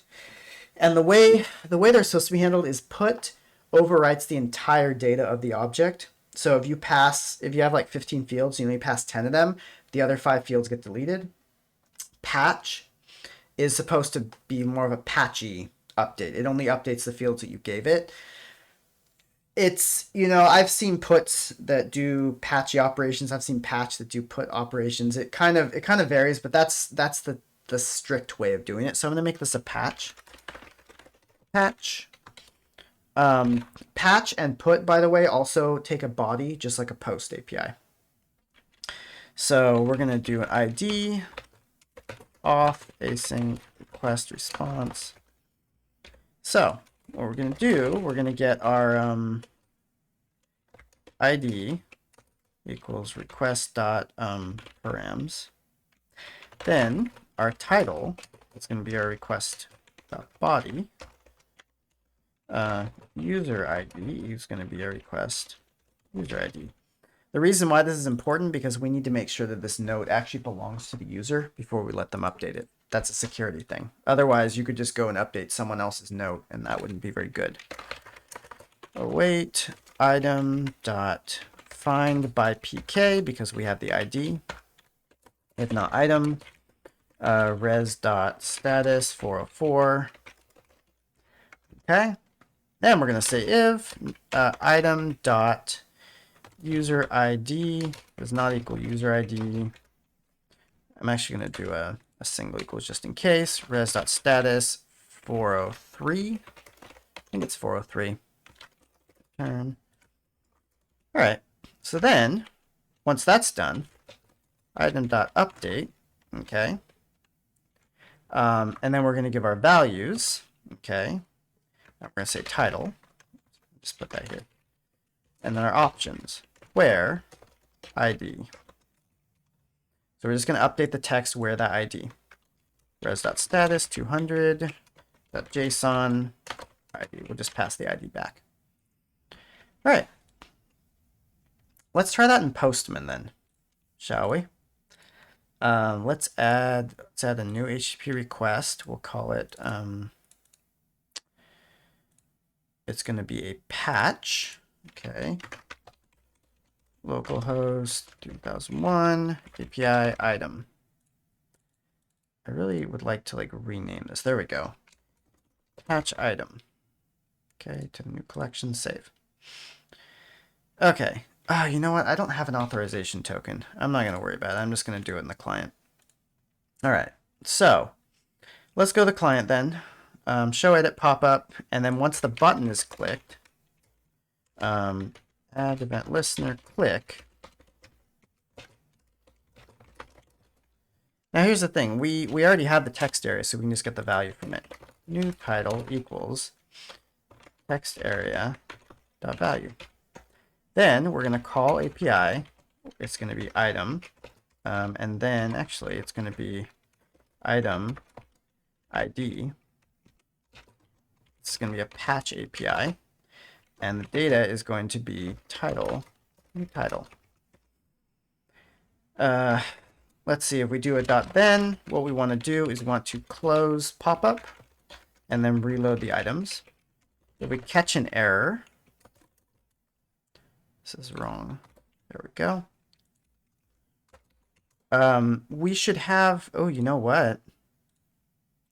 We don't actually have a state for this if there's an error here, do we? So what we do then is we go to the designer and we'd say, hey, what happens if this fails? Right now we'll just console log it. Oops. Failed to update item E. Because we don't know what else to do. So let's try it. Fourth item, law. Take a look at our network tab. Save. Hey, it worked. It just worked. Okay, well, I'm honestly kind of surprised it worked. But that's cool. All right, let's edit this. We'll make it something more manageable. It worked. Beautiful. All right, so let's change this in. Item patch API and client edit. So last thing we need to do, deletion. Okay, so for delete pop-up, the deletion pop-up just brings a confirm, right? That's all it does. Okay, so let's, well, I'm just gonna make a new function. Function show confirm delete pop-up ID, because we don't care actually which item we're deleting or what the title of the item we're deleting is. Maybe we will at some other time. Let's see. So we put that in there, get our holder, and then confirm this is the title. Okay. So let's just see what that does. Oh no, we have to actually use it. This is button 2. Button 2.add event listener. Click. Show confirm delete pop-up with the ID. Okay, so we go here, click here, delete. It shows the confirm pop-up. It's not doing anything with it. That's okay because we didn't tell it to. So first of all, we've got this confirm text. This is button label. See, this is why you shouldn't name things button, because this is not a button label. I mean, it's the same typography, but it's obviously being used somewhere else. So you might notice when I designed this particular Figma, I put in a bunch of things like this specifically so I could call them out. Hey, thanks, past self. So this is 15, which we already have set up, so we don't need any padding there. Text folder, create element. Make this a div. Text holder. Class list add. This is a button label text. It is white. Text content equals. This is also center text, by the way. And so let's put that in center text. All right, then we have a button, which again, I'm just going to steal from here. Button, and the button is going to say delete on it. Cool. All right. See, copying code, it helps. Delete.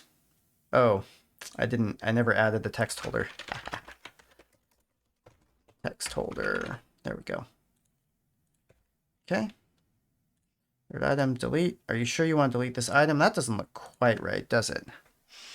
I think button label is, oh, there's no dash. That's special. See, consistency. Internal consistency in your project is a good thing. I'm not even doing it here. Okay, you sure you want to delete this item? That is not centered because it is, this is the wrong one, is centered text. See, second time. If you find yourself running into something where you keep misspelling a class and you haven't used it that much, maybe you just change the name of the class. All right, are you sure you want to delete this item? That doesn't look like this because this is longer. So if we look here, this is actually 357 pixels wide. This one is only 270. Talk to your designer and see if they want it to be on 2 rows like this. If they do, then you just constrain the width on that and it should work. I'm not going to bother with it right now. So, deletion. Well, back to the item API, we need a delete API. Item router dot delete ID sync response. Oh, I still need auth. The first part of this is actually going to be very similar. So I'm just going to copy it in there, except we're not getting anything out the body. We do still want to make sure the user has access to this though. So I'm putting all that code in there as well. And then dot delete cache.delete request, I think, where, whoops, ID. I think that'll work. And then we'll just respond with 200 in JSON. All right, so now back in our, so see, this is basically the same as the patch API. It's just calling delete instead of update. Delete, put, and patch are oftentimes very similar. Okay, button 1 dot add event listener, click. So in this case, what do we want to do? Well, first of all, we want to actually run the delete. So call API item ID delete dot then dot catch we'll do the same thing as before. We'll just console log it. Could not delete item. Once we've deleted it, and we know we've deleted it, then we're going to close the pop-up, and we're going to reload the items. All right, so let's go here, delete, confirm. Ooh, didn't do something. Ah, failed to fetch, could not delete item. Delete, connection refused. API item 3, okay. Oh, it crashed. Item.delete is not a function. You know why? I think it's actually destroy.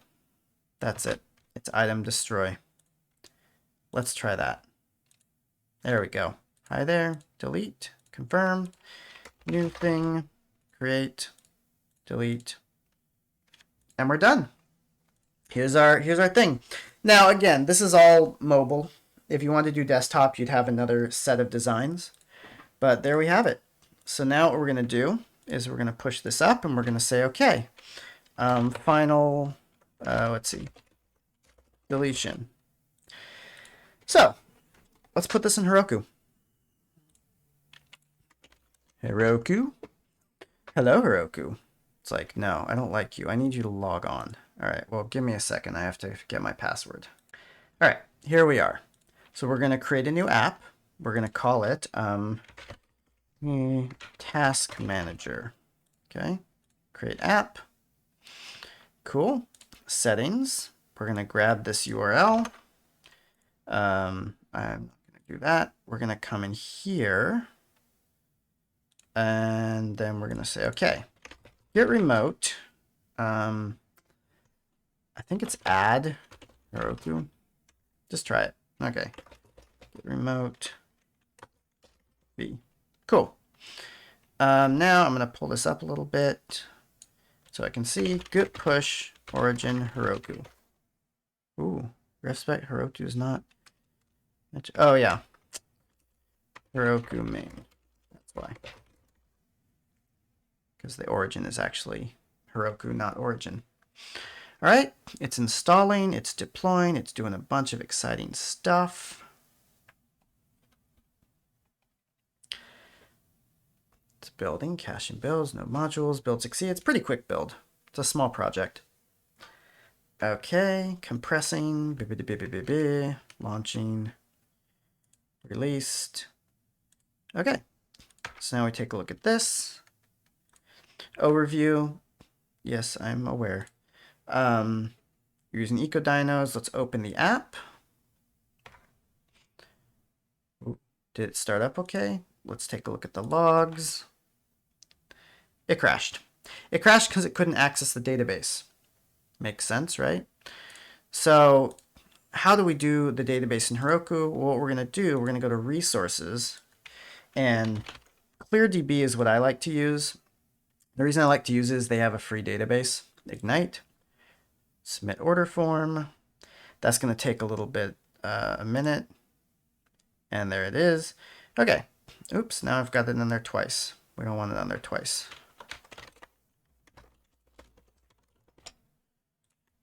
See, not the best UI.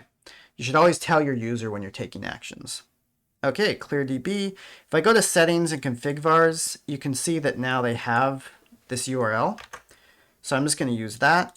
And then I'm going to go in here, and this I need to change my connection. So I still want this .env, this sort of .env to work if I'm doing local.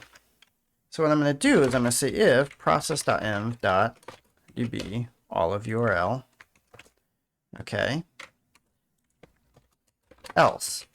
So if this does not exist, then it's going to fall back. All right. Sequelize here. Otherwise, we're going to say sequelize equals.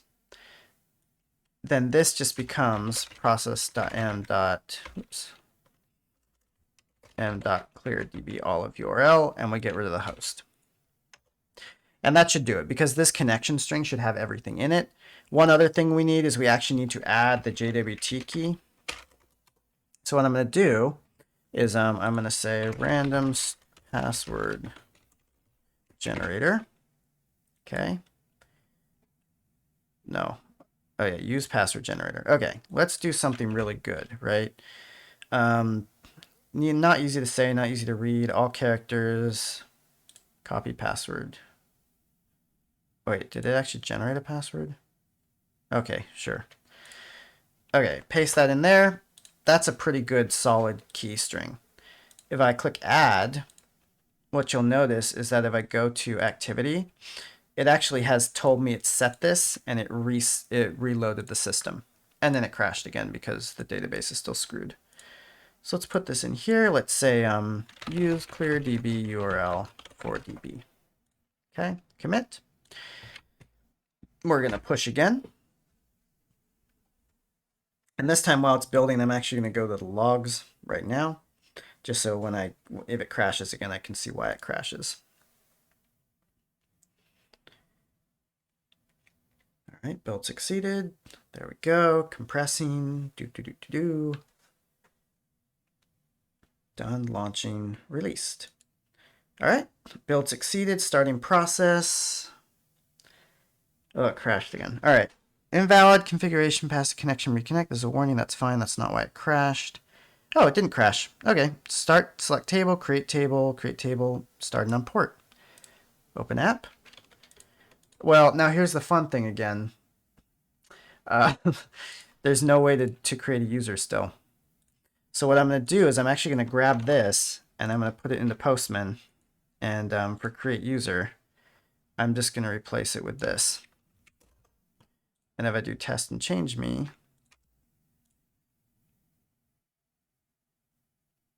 oh, I put HTTP twice. There we go. Now it creates an ID. All right. So let's go in here, test, change me, log in. Yeah, thank you. No items. Let's add an item, test item, create, create, test item. You can delete it. And this is now something that you can send to your friends. And, they would be able to use this. So I hope this was informative. If you've somehow managed to get to the end of this extremely long video, I applaud you. I know there was a lot in here. And I know I went through it really fast, so please feel free to reach out to me or leave a comment if you have any questions. Take care, and I'll see you all in class.